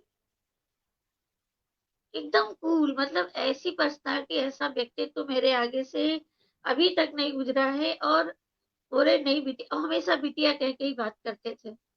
और जहां में मुझे पीड़ा हो, मेरे सर पर जैसे ही वो हाथ रखते थे, लगता था सारी पीड़ा गायब हो गई। और पुशअप करते थे, नहीं बेटा तुम्हें हाँ, कुछ। आपने तो एक कविता भी लिखी है, इस हाँ किताब मैंने, में है वो कविता जो हाँ आपने हाँ अपने बाबा को, हाँ जी, हाँ शबनम, मैं चाहूंगी कि आप उसे पढ़ें, ताकि जो भी लोग देख रहे हैं, सुन रहे हैं, वो उसे सुने। क्योंकि मैं जब भी पढ़ती हूँ मैं रो देती हूँ, उससे रहा नहीं जाता। कृपया आप बताएं, उसको पढ़ के सुनाएं। प्यार से हमें बिटिया कहा करते थे, प्यार से हमें बिटिया कहा करते थे, सिर पर हाथ फेर कर प्यार किया करते थे। हम रूठ जाएं तो मनाया करते थे, हम टूट जाएं तो हिम्मत दिलाया करते थे। कहते थे लक्ष्य को आंखों से ओझल ना होने दो, कदमों को थकान से बोझिल ना होने दो। हमारी थोड़ी सी कामयाबी से बहुत खुश हो जाया करते थे। पर क्या तुम जानते हो, अब हमें कोई बिटिया नहीं कहता, कोई प्यार से सिर पर हाथ नहीं फेरता। हम रूठ जाएं तो कोई नहीं मनाता, हम टूट जाएं तो कोई हिम्मत नहीं दिलाता। तुम कहाँ हो बाबा, क्या तुम अब कभी नहीं आओगे? एक बार आ जाओ, प्यार से बिटिया कह जाओ, सिर पर हाथ फेर जाओ, सिर पर हाथ फेर जाओ। बहुत मार्मिक कविता। बहुत तो सुंदर, बहुत मार्मिक, बहुत मार्मिक। तो मैंने तो देखा है इस तरह के थे मेरे पिताजी पापा। को देखा है, आपको बहुत प्यार हाँ करते हाँ, हैं। तुम मिली हो, तुम मिली हो पिताजी से।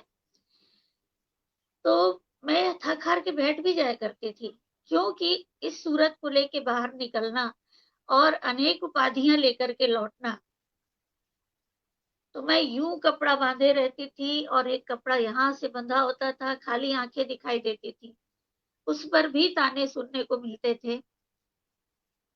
तो हर बार उन्होंने पुशअप किया, नहीं बेटा तुम इधर से सुनो, उधर से निकाल दो, कुछ नहीं, किसी की बात पे ध्यान ही नहीं देना है तुमको, तुम अपने एक लक्ष्य साध लो कि हमको यहाँ तक पहुंचना है, और वहां तक पहुंचने के लिए तुम्हें जितना भी संघर्ष करना पड़े तुम करो, मैं हमेशा तुम्हारे साथ हूँ, तुम जैसा चाहो। फिर उसके बाद जब मैं पढ़ने लगी, और हालांकि सारा कुछ बता दूंगी तो किताब पढ़ने वालों को उतनी रुचि नहीं आएगी, लेकिन फिर भी जो झेला है, जैसे कहा कि 12, हालांकि वो 12 वर्ष भी नहीं थी, ठीक 11.5 वर्ष की अवस्था थी, और आज से 50-55 साल पहले की बात है।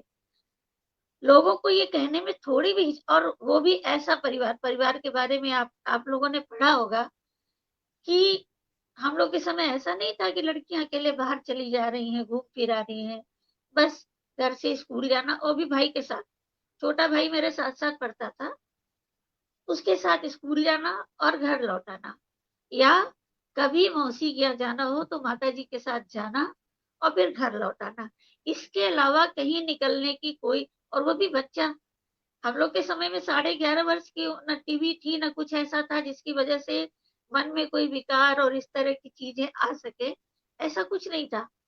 बहुत लोगों ने कहा इसके प्रेमी ने डाला। मैं हंसती थी, मुझे अंदर से हंसी है। मैंने वही कहा कि मैं क्यों हर किसी को संतुष्ट करूं अपनी बात बता करके कि नहीं मैंने ये नहीं किया। मैंने, जिसको जो सोचना है, अभी भी कहती हूँ, जिसको जो सोचना है वो सोचता रहे। मैं अपने रास्ते चलती रही, और मैं कछुए की गति से आई। सोमा जानती है कि मेरे साथ जितने भी लोग थे सब कहीं ना कहीं सर्विस कर रहे थे, सबकी नौकरी लग गई थी, मैं एक बैठी रह गई थी इस सूरत के कारण। मेरे पास सारी चीजें थी, मैं थ्रू आउट फर्स्ट क्लास हूँ, गोल्ड मेडलिस्ट हूँ, सब कुछ ठीक है, मेरा परफॉर्मेंस अच्छा, मेरा गला अच्छा, मैं गाती अच्छा थी। उसके बावजूद भी कि नहीं भाई, अगर हमारे यहाँ इनको ले लेंगे तो हमारे और जो टीचर्स हैं वो सुंदर हैं, उनमें अच्छा नहीं लगेगा। इस करके मैं इतने दिन बैठी रह गई, और जब यूनिवर्सिटी में मेरी नौकरी लगी तो मेरे गुरुजी के यही शब्द थे कि मंगला, तुम कछुए की गति से आई लेकिन गढ़ में आके बैठ गई, लेकिन तुम सबसे बड़ी जगह आके बैठ गई। तुम कछुए की गति से आई जरूर, लेकिन तुम बहुत अच्छी जगह बैठ गई हो बेटा, आज मैं तुम्हारी ओर से निश्चिंत हुआ। ये गुरुजी का कथन था। और नो डाउट सोमा जो भी कह रही है, मुझे म्यूजिक परफॉर्मिंग आर्ट में जो भी गुरुजन थे, या जो भी बैचमेट थे, या जूनियर थे, इवन सीनियर थे, सभी से मुझे इतना प्यार, इतनी इज्जत मिली। जो सीनियर थे वो भी आके मेरा पैर छूते थे, सभी पैर छू के प्रणाम करते थे, ये सोमा जानती है अच्छी तरह। ये मैंने देखा है कुछ अपने भी आंखों से। सारे इंजीनियरिंग कॉलेज के स्टूडेंट है, इधर के स्टूडेंट, क्योंकि हर जगह गाती थी, सब उनको बहुत मानते थे, बहुत मानते। इन्होंने जो कह दिया किसी को हिम्मत नहीं होती थी कि वो ना माने। हम लोग भी डरते थे, मानते थे बहुत। उसी समय मैंने वो जटायु मोक्षम वहां करवाया था, जो उसके सारे कंपोजिशन किए थे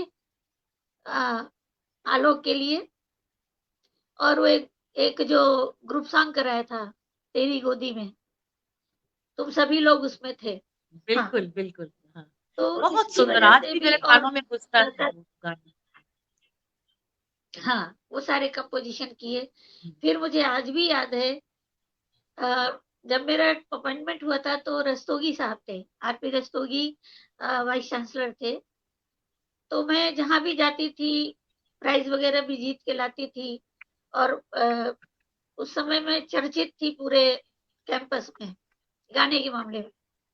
तो मालवीय भवन में एक गाना था, कुछ गाना था, तो जो लोग आके गा रहे थे तो मेरे गुरुजी खड़े थे, मेरे गुरुजी ने मुझे कहा, मंगला तुम वो गा दो, ऐ मेरे वतन के लोगों।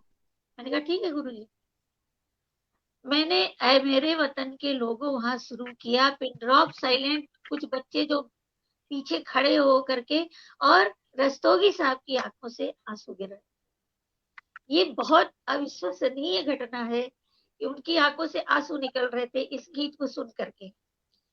तो ये सब कुछ था, मुझे कैंपस में नो डाउट बहुत बहुत इज्जत, बहुत मान मिला।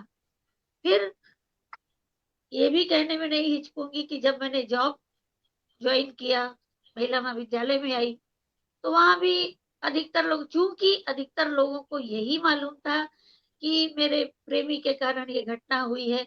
अरे माँ बाप, हुई भी है।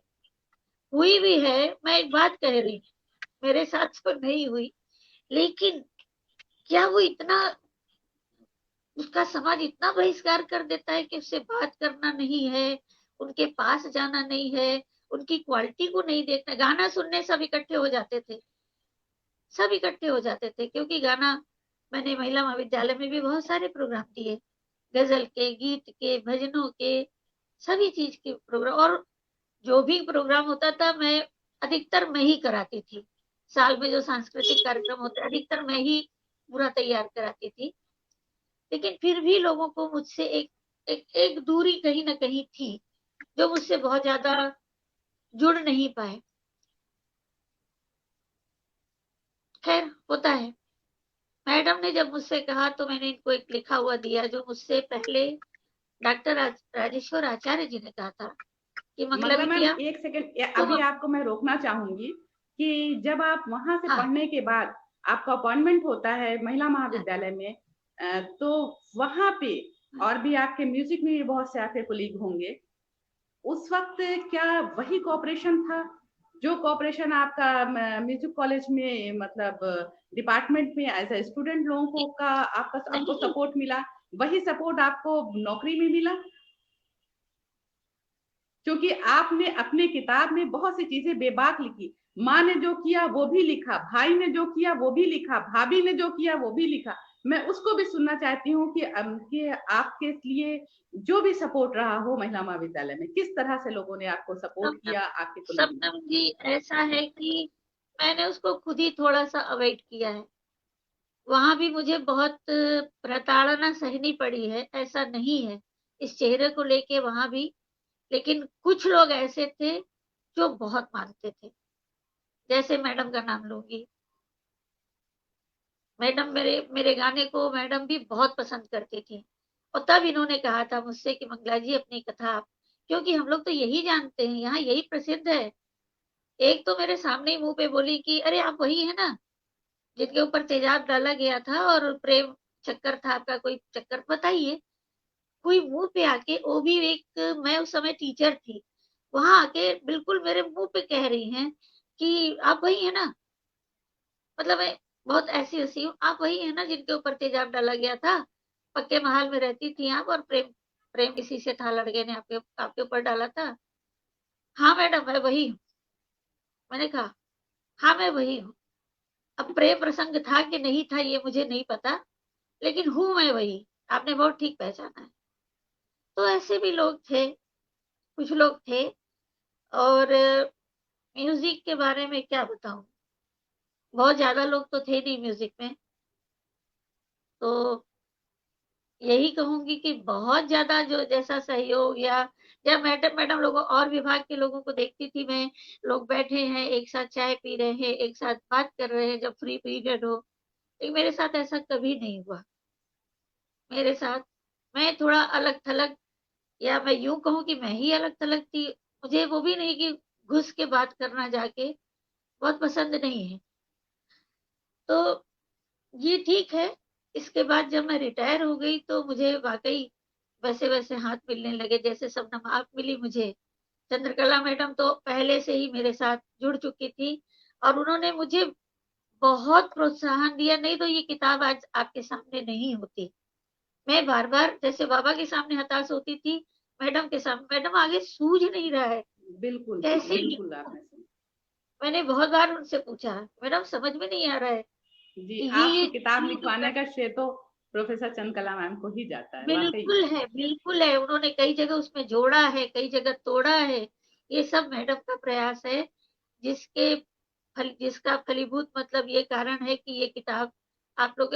और जैसे पहले लोग चिट्ठी लिखते थे ना कि थोड़ा लिखा है ज्यादा समझियो, पहले लोग पत्र भेजते थे तो उसमें लिखते थे, पुराने लोग, थोड़ा ही लिखा है लेकिन ज्यादा समझ लियो। तो उन विगत वर्षों की घटनाओं को सिर्फ 140 पन्ने में बंद करना उतना सहज मतलब काफी बृहद हो सकता था अगर मैं एक एक घटनाओं का वर्णन करती, इसलिए मैं आगे बढ़ती गई। उस पीड़ा का मैं क्या वर्णन करूं? जब मुझे अच्छा डॉक्टर साहब एक साथ डॉक्टर साहब मैं आपसे एक बात पूछना चाहती हूँ। मैं आपसे एक बात पूछना चाहती हूँ। आपसे मुखातिब हैं प्रोफेसर मंगला कपूर जी। जी जी जी सर, जब पटना में मेरे ऑपरेशन हो रहे थे, मैं वहाँ 3 साल रही के सिन्हा जी के अंडर में। तो जब भी ऑपरेशन होता था, एक तो सर मुंडा दिया जाता था, वो तो चलिए मेरे यहाँ पे बहुत बड़ा घाव था यहाँ पे, लेकिन जब भी ऑपरेशन होता मेरी जीभ को निकाल के और ठुड्डी से वो टाँका लगा देते थे। ये क्यों होता था? ऐसा होता है कि जब जबड़े की मांसपेशियां कमजोर होती हैं जी और डिग्लूटेशन यानी निगलने की क्षमता बहुत कम हो जाती है, जैसे कि आपकी थी, तो जी जीभ के पीछे जाने का डर होता है। जीभ जो है वो पीछे जी लुढ़क के सांस के नली के ऊपर आ जाती है, तो ओ आदमी सांस नहीं ले सकता है।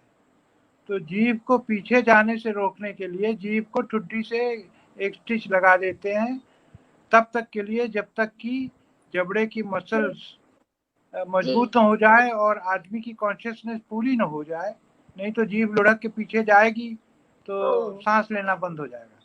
हाँ, और नाक भी बंद टंग थी, फॉल सांस लेने के लिए नाक टंग भी बंद थी। जी जी जी और तो मुंह से आप सांस लेती थी उस समय, जी तो इसलिए उसको लगाना बहुत जरूरी होता था। अच्छा, अब उस पीड़ा का ए, क्या वर्णन करूं मैं, क्योंकि मुझे पानी मांगना है, लेकिन मैं बोल नहीं सकती, आ करके रह, कोई समझे ही नहीं। तो रुई से 2 बूंद टपका दिया जाता था मेरे सूखते गले के लिए।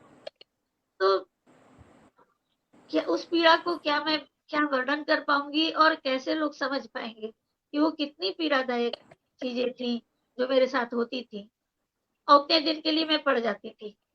वाकई वो बचपना था, इसलिए शायद मैं इतना झेल गई, क्योंकि मुझे अंदर कहीं एक आकांक्षा थी कि अच्छा सर्जरी इसीलिए की जाती है, इसके बाद आदमी सुंदर हो जाता है।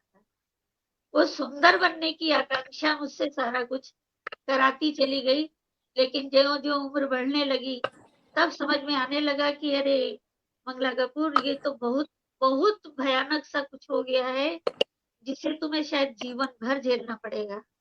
तब मुझे समझ, और मैं एक सदमे में बंद हो गई थी। मैं घर से बाहर नहीं निकलती थी, लोगों का सामना नहीं करती थी, घर के किसी अंधेरे कोने वाले कमरे में जाकर के और मुंह छुपा करके बैठ जाती थी। किसी से बात करना हो तो मैं यूं यूं यूं यूं कांपती थी, बिल्कुल कांपती थी कि मुझे बोलना ना पड़े। तो इस दुर्दशा से निकली हूँ, तो मैं भी यहाँ पे वही बात कोट कर रही हूँ कि थोड़ा लिखा है लेकिन ज्यादा समझियो, वही बात। नहीं मंगला जी, मैं कहना चाहता हूँ कि जो शुरू में आपने कष्ट सहे वो जी वो अर्जुन के टाइप के थे, शुरू के सांख्य योग में थी आप।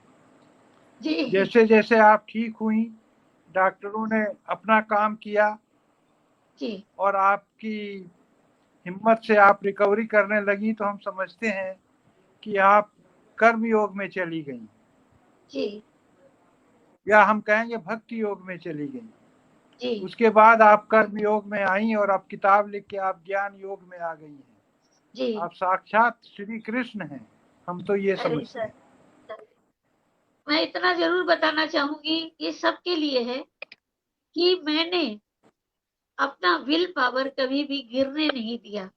गई, डिप्रेशन में भी गई, एंजाइटी झेली, लेकिन खुद को खुद से ही खड़ा किया, क्योंकि बाबा मेरी नौकरी लगने के तुरंत बाद चले गए। ये पीड़ा मुझे उम्र भर रहेगी। वो मेरा सुख नहीं देख सके, दुख तो उन्होंने पूरा साथ साथ सहा, लेकिन वो मेरा सुख नहीं देख सके। तो फिर क्या था कि खुद को खुद से संभालना था, क्योंकि माँ भी बीमार ही रहती थी हमेशा, और लोगों का कोई संग साथ नहीं था। तो खुद को खुद मजबूत करके, नहीं अभी तुम्हारे ऊपर इतनी जिम्मेदारी है, ये है।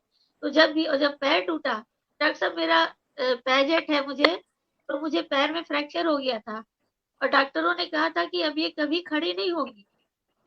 उस समय भी मेरा विल पावर काम किया, जिसके कारण आज मैं छड़ी लेके ही सही लेकिन चल रही हूँ। बैसाखियों से चली, वाकर लेके चली।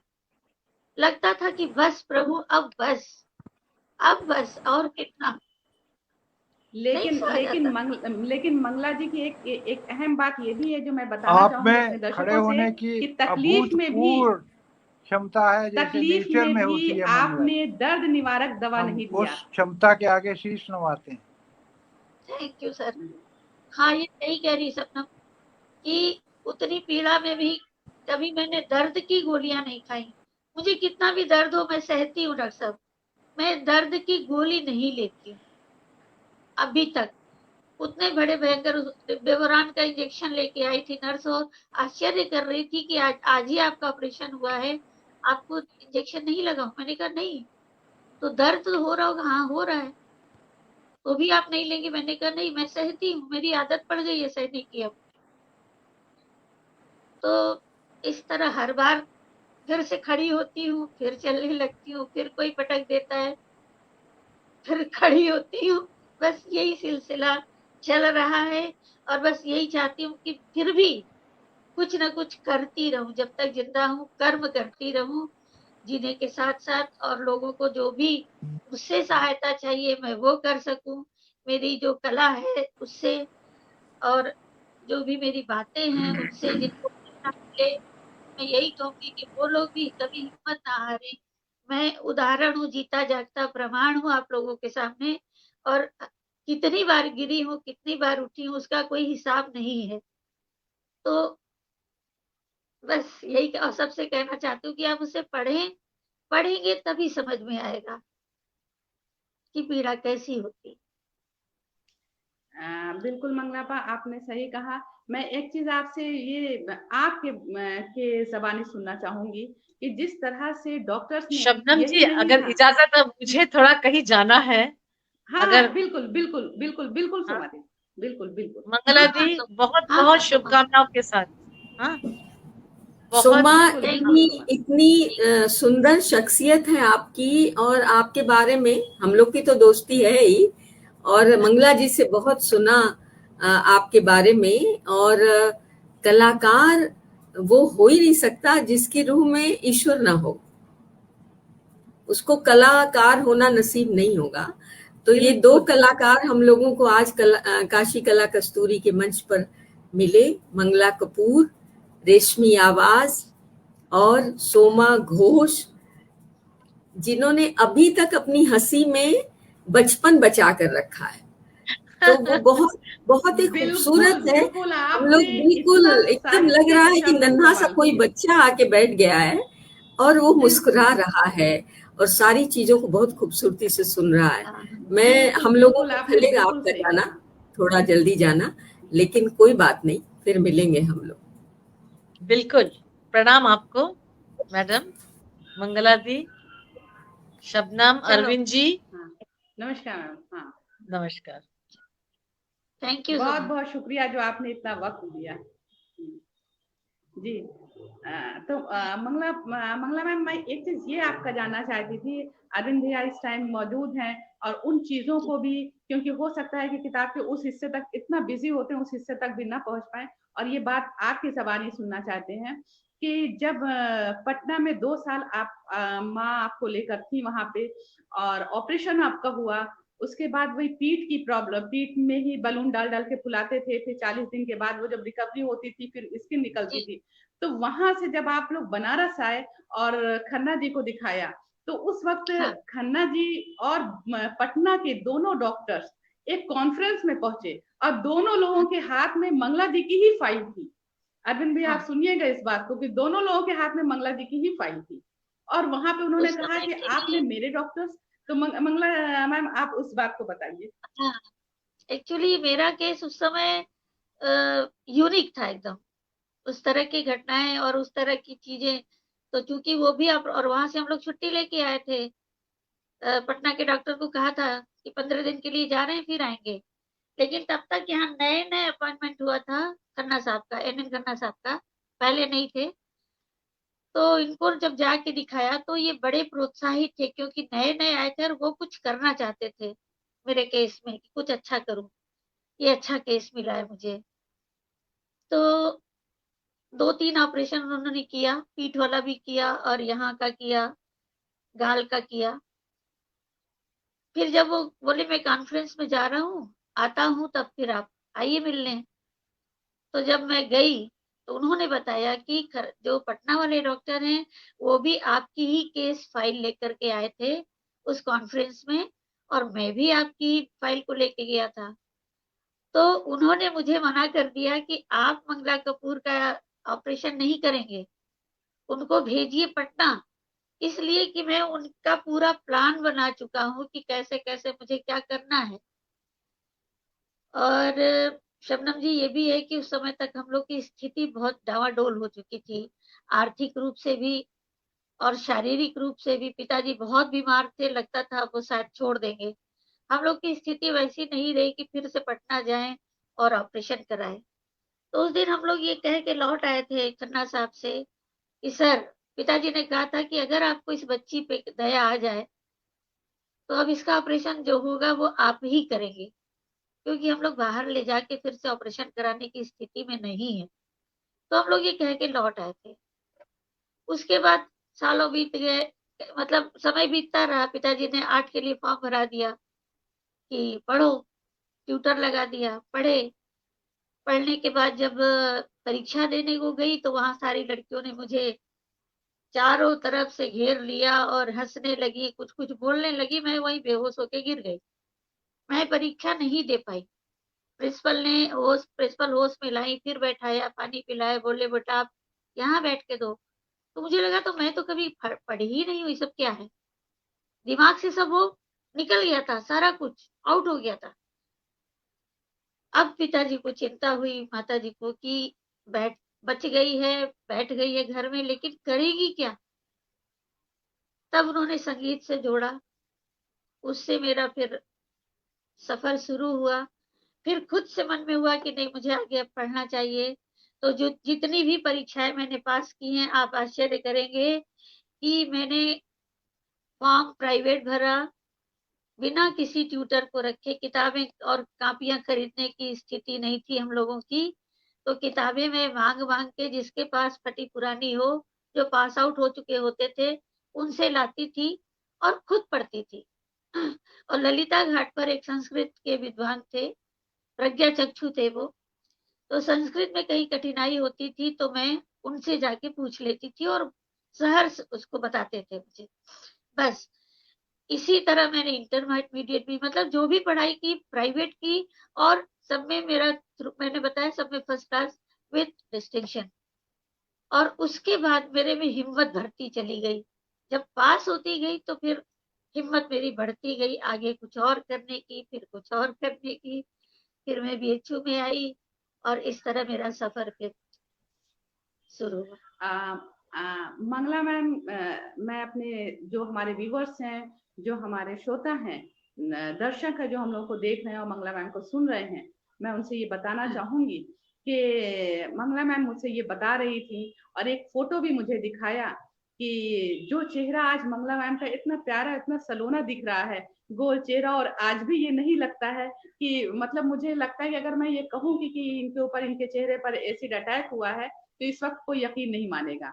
मैं इस बात को चंद्रकला मैम से भी पूछना चाहती हूँ कि चंद्रकला मैम, मुझे नहीं लगता है कि इस वक्त चेहरा देखकर कोई कहे कि इनके चेहरे पर एसिड अटैक हुआ होगा। शायद इनकी जो इनर ब्यूटी है वो सामने, इटर्नल ब्यूटी जो है वो अब इनके चेहरे पर आ चुकी है, और इनका चेहरा वाकई में इतना सलोना, इतना प्यारा अब दिखती है कि मैं बता नहीं सकती। लेकिन अभी मुझे कुछ दिन पहले उन्होंने एक तस्वीर दिखाई, उस तस्वीर को देखकर मुझे यही लगा कि कैसे इस चेहरे के साथ इन्होंने सोचा होगा, जब अपना चेहरा देखा होगा शीशे में, इस तरह का इनका चेहरा हो गया था। वो डॉक्टर तो हर एंगल से, जी, हर एंगल से डॉक्टर आत्महत्या कर लूं, ऐसे चेहरे से मैं कैसे जी पाऊं। तो इस तरह से, और इन्होंने बताया मुझे कि इनकी आंख जो है यहाँ तक चिट तक आ चुकी थी और ठुड्डी जाके गले में लग चुकी थी। जी, और ठुड्डी आके गले में लग चुकी थी, और ऊपर का माथा और सारी चीजें थी ही नहीं। तो किस इस तरह से प्लास्टिक सर्जरी कर करके और इस तरह से अब चेहरा हो पाया। तो वाकई में उस चेहरे को देखकर लगा कि कैसे इन्होंने अपना चेहरा आईने में देखा होगा। तो जिस जो हिम्मत आपने किया, वाकई में उस हिम्मत को सैल्यूट है मैम आपको। Thank you Shabnam.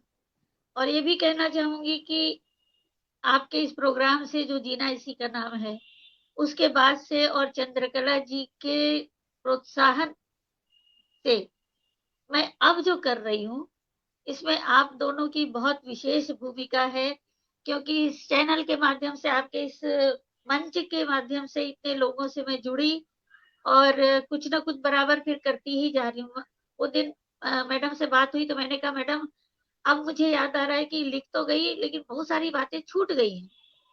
तो मैडम ने फिर मुझे कहा कि एक फिर से आप उसको, क्या आपने कहा था मैडम, कुछ शब्द दिया था उसका कि इस नाम से बचे हुए पन्ने, बचे हुए पन्ने करके उसको फिर से, जो आपको फिर याद आ रहे हैं, उनको फिर से लिख डालिए। तो ये उन्होंने कहा, और फिर इसीलिए आप लोगों के ही प्रोत्साहन से मैं पहले कविता वगैरह, गजल वगैरह नहीं लिखती थी, लेकिन अब मेरे पास अच्छा खासा भंडार है, मैं लिखती हूँ और लोगों को सुनाती हूँ, लोग पढ़ते हैं, अच्छा लगता है। देखिए सोमा गा रही थी उसको, तो सोमा कई गजलें गाती है मेरी लिखी हुई। तो उसके बाद से लिखने का भी वो क्रम अब बैठा नहीं जाता। अब इतना तो हो गया कि अब बैठा नहीं जाता है, मन कुलबुलाता रहता है कि कुछ करो और कुछ करो। इतना तो हुआ है आप लोग के सानिध्य से। और मैडम आपने तो मुझे बहुत प्यार दिया है, बहुत प्यार दिया है। और मैं वहां से, मतलब उस कॉलेज का जो वातावरण था उससे हट के सोचती हूँ, तो लगता है अब ये है कि बहुत सारे हाथ हमको वाकई मिल रहे हैं जो कि मुझे जानना चाहते हैं, मुझसे गवाना चाहते, मेरी आवाज फिर से सुनना। हालांकि सिंदूर खिलाने वाले कांड के बाद से मैं उतना, जो मैं गाती थी पीक पर, कुछ तो असर पड़ा है, लेकिन गाने वाला गाना छोड़ तो नहीं सकता, कुछ कुछ करती ही रहती हूँ। और कुछ कंपोजिशन भी बनाती रहती हूँ बराबर, जैसे अभी सुचेता दी को दिया था, ये शबनम ही के लिए बनाया था, तो लिखा भी था, उसको कंपोज भी किया था। तो इस तरह बैठी नहीं हूँ, क्योंकि बैठने से मैं और जानती हूँ मैं और बीमार होती जाऊंगी। तो कुछ कुछ करती रहती हूँ, और ये आप लोगों के प्रोत्साहन से हुआ है। मैडम आपको, शबनम आपको बहुत बहुत धन्यवाद है। और मैडम तो लगता है जैसे मेरी पथ प्रदर्शिका जो होती हैं, कुछ भी होता है मैडम ऐसा हुआ है, अच्छा मंगला जी। और इतने प्यार से, कोई कहीं अनख नहीं है कि अरे क्यों इस समय फोन कर दिया, ऐसा कुछ नहीं है। बहुत प्यार से उसका रास्ता ऐसा धीरे से बता देती हैं। मैं बस मुझे लगता है कि 1-2 मिनट से ज्यादा बात नहीं होती, उतने में ही संतुष्ट हो जाती हूँ। और लगता है मैडम ने जो कहा है वो पत्थर की लकीर है, ये सोच के मैं आपका अनुकरण करती हूँ, मैं ये आपको बताना चाहती हूँ। और शबनम तो मुझे बच्चे की तरह, बच्ची जैसी प्यारी है, आती है मिलती है तो मन खुश हो जाता है, बात कर लेती है, रात को फोन करेगी और मंगला आपा बच्चों की तरह बात करेगी, आपा कैसी हो। तो पूछने वाले हो गए, मुझे जानने वाले हो गए। तो ये बहुत सहज नहीं था, अगर आप लोग और आप जैसे कुछ लोग और जुड़े ना होते मुझसे। तो क्योंकि मुझे हमेशा लगा था कि सारी दुनिया डॉक्टरों की तरह है, जैसे ये परवाह कर रहे हैं ऐसे ही सारी दुनिया भी मेरा परवाह करने वाली होगी, लेकिन नहीं, ऐसा नहीं था। आप तो हीरा हैं हम लोगों के समाज का। और कहते हैं ना कि हम लोगों के नजरिए में ही बहुत फर्क आया है। हम लोग सुंदरता में, जाति में, धर्म में, इसमें उसमें, अगर हमको लगता है कि हम इंसानों को अगर एक कोई महारत हासिल है तो वो भेद कैसे किया जाए, सुंदर असुंदर में भेद कैसे किया जाए, अमीर गरीब में भेद कैसे किया जाए, है ना, हिंदू मुसलमान में कैसे भेद किया जाए, सारी बुद्धि इसी में लग रही है लोगों की। तो ऐसे में अगर एक सुंदर दुनिया, मुझे तो सच बता रहे हैं शबनम कि मुझे मेरी किताब आने का कोई हर्ष नहीं होगा जितना हर्ष मुझे मंगला जी की किताब के आने से हुआ। ये मैंने मंगला जी को भी बताया, आज मैं सबको बताना चाहती हूँ कि मुझे लगता था कि मंगला जी की एक किताब आनी चाहिए। जब कोरोना हुआ, मुझे भी हुआ, बहुत सारे हमारे दोस्त साथी, बहुत सारी दुर्घटनाएं घट रही थी, मुझे मंगला जी की चिंता थी। मुझे लगता था कि अगर इनको होगा तो ये सांस कैसे लेंगी, क्योंकि ऐसे भी इनकी एक नाक बंद है, इनके पास उतना रेजिस्टेंस है नहीं, इनको कुछ हो गया तो क्या होगा। और ये किताब जो है, जितना आज आप लोगों ने सुना, जो लोग भी आज सुन रहे हैं, इस किताब में इतनी सुंदर बातें हैं, क्योंकि आप पढ़ेंगे तो आपको लगेगा कि हाँ, ये तकलीफ शुरू हो रही है, ये तकलीफ गाढ़ी हो रही है, ये तकलीफ नसों में घुस रही है, ये तकलीफ कलेजे तक पहुंच रही है। लेकिन फिर उस तकलीफ में, उसके मुहाने पर एक सुंदर सा उम्मीद का सूरज मिलता है, और वो मंगला कपूर है।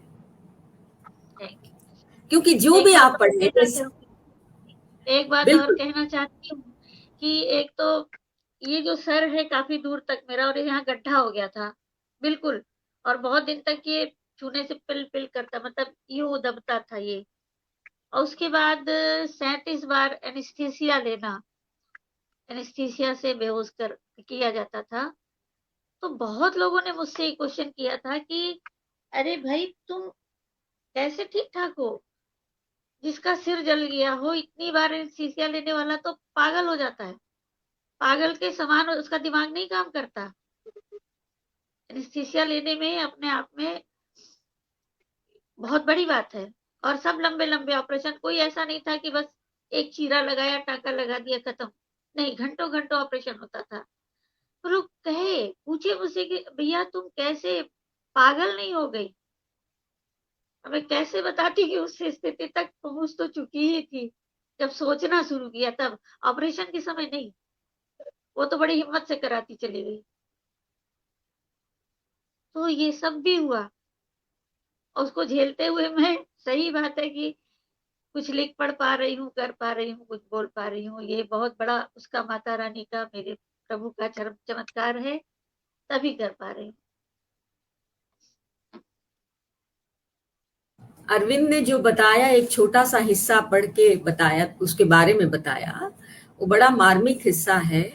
और जो बहुत सारे हिस्से, इस किताब के बहुत सारे मार्मिक हिस्से हैं, जिसमें माँ जो है, माँ का हिस्सा होता है उसका बच्चा, वो बेटा हो या बेटी हो, लेकिन उस माँ को ये लगा कि इस बच्ची का तो कोई भविष्य ही नहीं है, कम से कम ये खाना बनाना ही सीख ले। और उसको मंगला जी ने लिखा है कि कैसे वो आँच के आगे, जिसका शरीर जला हुआ हो, जले हुए शरीर को बहुत आँच लगती है, बहुत ज्यादा तेज आँच लगती है, वो भी और बिल्कुल पत्थर के कोयले की आँच थी। और दूसरी बात ये कि उस समय ताजा ताजा था, ये तो पक चुका है जैसे लगता है। तो बिल्कुल रेड रेड सा था, वाइट पिंक और रेड मिला हुआ चेहरा जो, और मैं टॉवेल रख के तब बनाती थी, उस टॉवेल से रगड़ती जाती थी, इसमें बहुत चुन उठती थी, रगड़ती जाती थी और खाना बनाती जाती थी। लेकिन वही बाद में जब सोचा, माँ यही कहती थी कि बेटा कुछ नहीं कर पाओगी तो किसी के घर खाना बना दोगी, झाड़ू पोछा कर दोगी तो 2 ठो रोटी तो मिल जाएगी, बच तो गई हो। लेकिन हम लोग जब तक हैं तब तक तो ठीक है, जब हम लोग नहीं रहेंगे तो ये सीखे रहोगी तो ये भी तुम्हारे काम ही आएगा। वो अंदर से क्रूर नहीं थी, क्रूरता का प्रदर्शन कर रही थी। बिल्कुल, ये लड़की बिल्कुल। किसी तरह वो अपने अंदर इसी तरह इन चीजों को पैदा करे और लाए। बिल्कुल बिल्कुल। तो ये पूरा परिवार ही एक तरह से उस संघर्ष में साथ था। बड़ा अच्छा इस चैप्टर का नाम है टूटे पंखों पर आकाश, और ये किताब बोधि प्रकाशन से छपी है और अमेज़न पर है ये किताब। तो 140 पेज की किताब है, बहुत सुंदर कविताएं हैं इसका, कुछ जो हैं बड़ी सुंदर कविताएं हैं। और जिन लोगों को अपना दुख बहुत बड़ा लगता है, हम लोग सब लोग ना अपने छोटे छोटे दुखों को इतना बड़ा कर लेते हैं कि हम चाहते हैं सारी दिशाओं से हमारे लिए सहानुभूति बरसने लगे। तो ऐसे में, बिल्कुल ऐसे में मंगला जी का जो जीवन संघर्ष है, उस जीवन संघर्ष के बहुत सारे मार्मिक जो हिस्से हैं वो बहुत सहारा देने वाले हिस्से हैं। और जैसे कि शुक्ला जी कह रहे थे, किसी की जीभ को खींचकर ठुड्डी में सिल दिया जाए, उसकी जिंदगी के बारे में सोचिए, उसकी प्यास के बारे में सोचिए, और कैसे ना हमारे और आपके रोए खड़े हों। तो उससे निकलकर जो मैंने कहा था कि मंगला जी आप फिनिक्स की तरह अपनी ही राख से पैदा हुई हैं, तो ये सचमुच हम तो बहुत मैं बता रही हूँ ना कि मैं कहीं भी जाती थी तो मुझे मंगला जी की चिंता रहती थी कि मंगला जी की किताब छप जाए, फिर वो किताब देख लें, और मैं इनका लिखा हुआ लेके अपनी यात्राएं करती थी। सब कुछ देखेंगी, क्योंकि जब उस दौर से निकल गई हैं तो अब इंशाल्लाह सारी चीजें देखेंगी, सारी खुशियां अपने जिंदगी की बहारें देखेंगी। क्योंकि बहार का जब वक्त था, जो जिंदगी का जो जीवन का एक जो बहार का वक्त होता है, वो तो हॉस्पिटल के बिस्तर में बिताया। अब खुदा ने इनकी जिंदगी में बहार दिया है और अब बहारें आप देखेंगी इंशाल्लाह। और चंचला मैम एक चीज और भैया, मैं भी आपको, शायद आपने पढ़ा भी होगा कि जिस तरह से आपको सिंदूर दिया गया, और इनको इस बात की टीस है, बहुत दर्द है इनको कि जो आवाज मेरी पहले थी, जिस आवाज की बेस पर बिना पर आपको लता का खिताब दिया गया, सर कोकिला का खिताब दिया गया, तो अब मैं वो आवाज नहीं ला पाती हूँ, क्योंकि आवाज में मेरी आवाज को देखकर ही मुझे दे दिया गया था सिंदूर खाने में। तो उस खाने में सिंदूर का एक कविता में तोड़ो करके वो कविता है इनकी, और उसके उस अंश को मैं पढ़ती हूँ, उस जगह को जहाँ पे उन्होंने लिखा है और फिर कैसे खड़ा होना है वो भी लिखा। उसको 4 लाइन को मैं पढ़ना चाहूंगी कि तुमने मिठाई में सिंदूर मिला दिया था, गले में उस रात जैसे खुला हुआ चाकू घूम रहा था, पूरी रात देह में जिबा करने वाला दर्द घूम रहा था, फिर मैं सबके लिए जिबा के लिए बची हुई बलि होती गई। अब जब सब कुछ याद करना है, तब फिर से पूरी देह में वही तेजाब घूमने लगा है। सोचती हूँ जहर को काम करना ही होता तो अब तक क्या बची होती। प्राणों में जागता बैठा कोई उमक कर कहता रहता है, उठो मंगला उठो, उठो मंगला। खून में मिलते गए तेजाब और सिंदूर को झाड़ दो, उठो मंगला, उठो मंगला। और ज्यादा मीठा गाने के लिए उठो, और ज्यादा मीठा गाने के लिए उठो। तो देखिए इनमें जो चीज है कि उठो मंगला, उठो मंगला, उसी उठो मंगला ने जो अंदर से एक आवाज निकलती थी कि उठो मंगला, उठो मंगला। 12 साल की उम्र से जो आवाज इनको अंदर से लगी, और वो आज यूनिवर्सिटी के प्रोफेसर तक पहुंचाती है। और वाकई में मंगला उठी और उठकर जो किया, जितने खिताबात पाए, जितनी चीजें पाई, जिस आवाज का जादू चला उस उम्र में, तो वाकई में ये कोई कम बात नहीं है।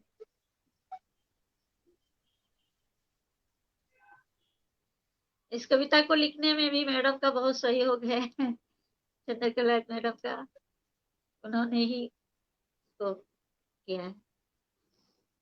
तो दर्द तो आप ही का है, कुछ लास्ट सारी घटनाएं जो आपने सुनाई वो तक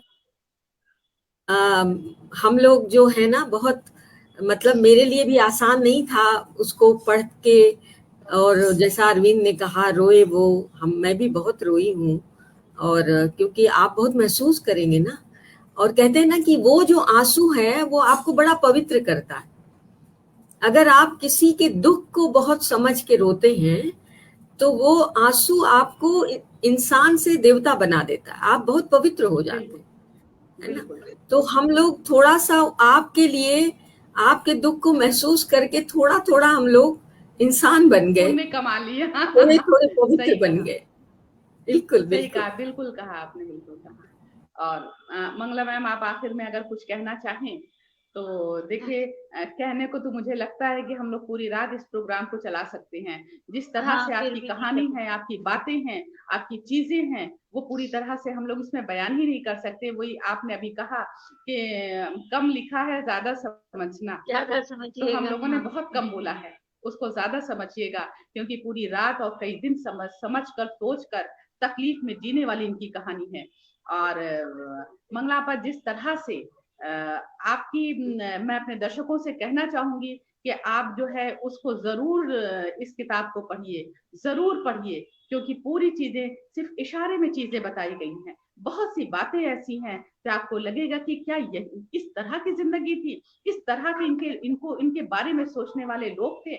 और ऐसी देह जो जलती हुई देह, यूनिवर्सिटी में पढ़कर एडमिशन होता है और यूनिवर्सिटी से रामघाट तक, शायद पक्के महाल तक आप पैदल जाती हैं, और जब पैदल आप भी उनका गई। चेहरा और गर्मी की धूप, मार्च अप्रैल मई की धूप, और एकदम झुलसता चेहरा और एसिड अटैक का चेहरा, सोचिए ऐसे में वो जब घर पहुंचती हैं, घर का माहौल ये होता है कि इनसे क्यों नहीं काम कराया जाता है। अब ऐसे में ये किस तरह से सहती होंगी। इनके दर पे इनकी माँ खड़ी हो जाती थी और घर के उस मेंबर से कहती थी कि नहीं नहीं, हम उसके बदले में हम कर दे रहे हैं। लेकिन फिर भी इनके ऊपर पाबंदियां लगती थी कि नहीं, ये क्या करेंगी पढ़ के, ये गा बजा कर क्या कर लेंगी। लेकिन हाँ, गा बजा कर क्या, जो किया है वो कहने वाले के सामने अब आज खुद हैं वो। तो इस तरह से दिखता हुआ चेहरा और धूप में और पैदल जाना, ये आसान बात नहीं है। मुझे नहीं लगता कि आजकल के बच्चे, अगर हम 10 कदम भी भेज दे धूप में, तो सबसे पहले तो माँ का ही कलेजा कटेगा, बाद में बच्चे का। उस समय जो म्यूजिक कॉलेज है वो दोपहर से चला करता था, ताकि और सब्जेक्ट के लोग भी वहाँ पे कोर्स कर सकें। तो दोपहर से चलता था और शाम 7 बजे तक चलती थी क्लासेस।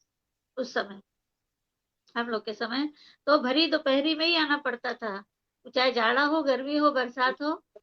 खाना खाने के बाद बस मुश्किल से आधी घंटा 1 घंटा का समय मिलता था, फिर चल देती थी वहां से, क्योंकि 2-2:30 बजे से इधर क्लासेस शुरू हो जाती थी।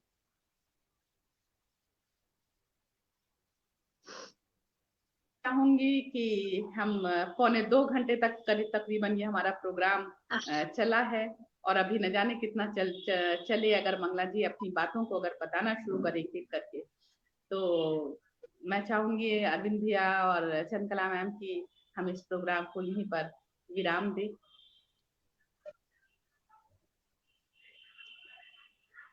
तो इसी के साथ मैं सभी अपने दर्शकों का, सभी नाज़रीन का शुक्रिया अदा करती हूँ, और ख़ास तौर पे डॉक्टर एच शुक्ला सर का, डॉक्टर सोमा घोष जी का, विदुषी सुचरिता गुप्ता जी का, प्रोफेसर चंद्रकला त्रिपाठी जी, अरविंद मिश्रा जी, जो वाकई में अरविंद मिश्रा जी का तो जाहिर सी बात है, न जाने इस टाइम कितनी रिपोर्टिंग करनी पड़ती है आपको, और इस टाइम मंगला जी के लिए, एक ऐसे इंसान के लिए आपने अपना पूरा वक्त यहाँ दिया।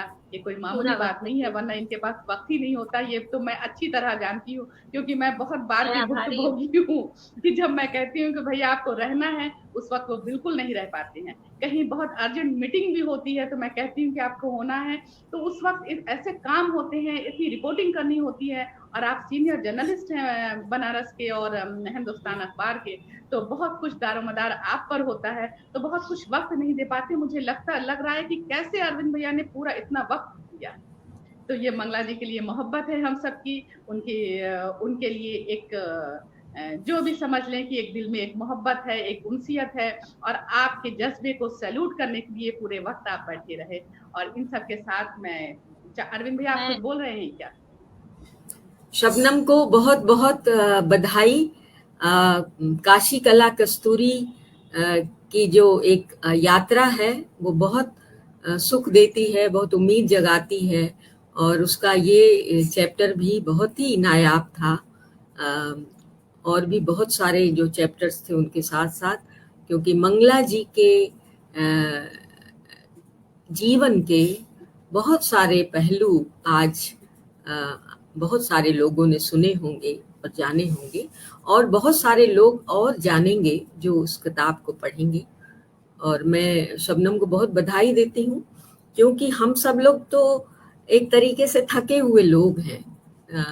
शबनम जब जगाती है और कहती है आना है और रहना है और बोलना है और सुनना है और समझना है और जुटे रहना है, तो हम सब लोग चल पड़ते हैं। तो शबनम का ये जज्बा और ये मेहनत और ये प्यार बरकरार रहे। हम लोग सब एक परिवार हैं। बहुत बहुत शुक्रिया जो लोग सुन रहे हैं आज, और मंगला जी को बहुत बधाई। और इस काशी कला कस्तूरी के मंच से मैं बोधि प्रकाशन के माया मृग जी को बहुत बधाई देती हूँ, बहुत दुआएं देती हूँ, और उनका जज्बा ये बना रहे और वो ऐसी किताबें लेके आते रहे। मंगला जी की आने वाली किताब बचे हुए पन्ने भी बोधि प्रकाशन छापे और सुखी हो, मैं ये दुआ देती हूँ। बहुत बहुत धन्यवाद। मैं आभार प्रकट करती हूँ अरविंद जी, आपका भी, माया मृग जी का भी। और मैडम आपको क्या कहूँ, आप तो बस यही कहूंगी कि मुझे कभी छोड़िए नहीं जब तक हूँ, आप मेरे साथ रहें, और शबनम मेरी बिटिया बन के रहे जब तक हूँ। यही इसी आकांक्षा के साथ मैं बात पूरी कर रही। इसी के साथ मैं सबका एक बार शुक्रिया अदा करती हूँ कि आप लोग इतने वक्त तक मेरे साथ जुड़े रहे।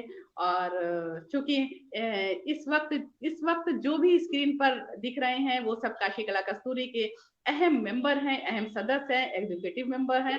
तो इसलिए हम अपनों का शुक्रिया क्या करें। और जो हमारे दर्शक, जो श्रोता है इस वक्त तक, और काफी मुझे लगता है कि इस वक्त हम लोगों को एट ए टाइम 600 से 700 लोग देख रहे हैं। ये मेरे पास इस पे आ रहा है, 600 से 700 लोग एट ए टाइम देख रहे हैं, और ये शेयर होगा तो जाने कितने लोग देखेंगे। और अभी भी जो देख रहे हैं, मैं चाहूंगी इसको ज्यादा से ज्यादा शेयर करें, ताकि मंगला जी की जीवटता, मंगला जी का संघर्ष, मंगला जी का जज्बा सब कोई देखे, सुने और पढ़े। तो इसी के साथ मैं सबका एक बार फिर धन्यवाद करती हूँ, और अगले कार्यक्रम तक के लिए शुभ रात्रि, शब्बा है। लीव कर जाइएगा आप लोग।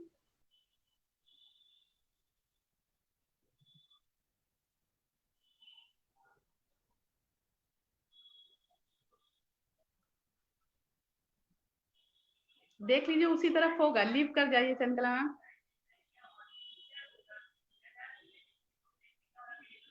साइड में होगा, लेफ्ट साइड, राइट साइड होगा,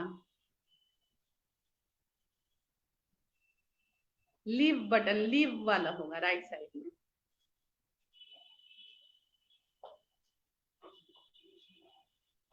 राइट साइड में लीव होगा।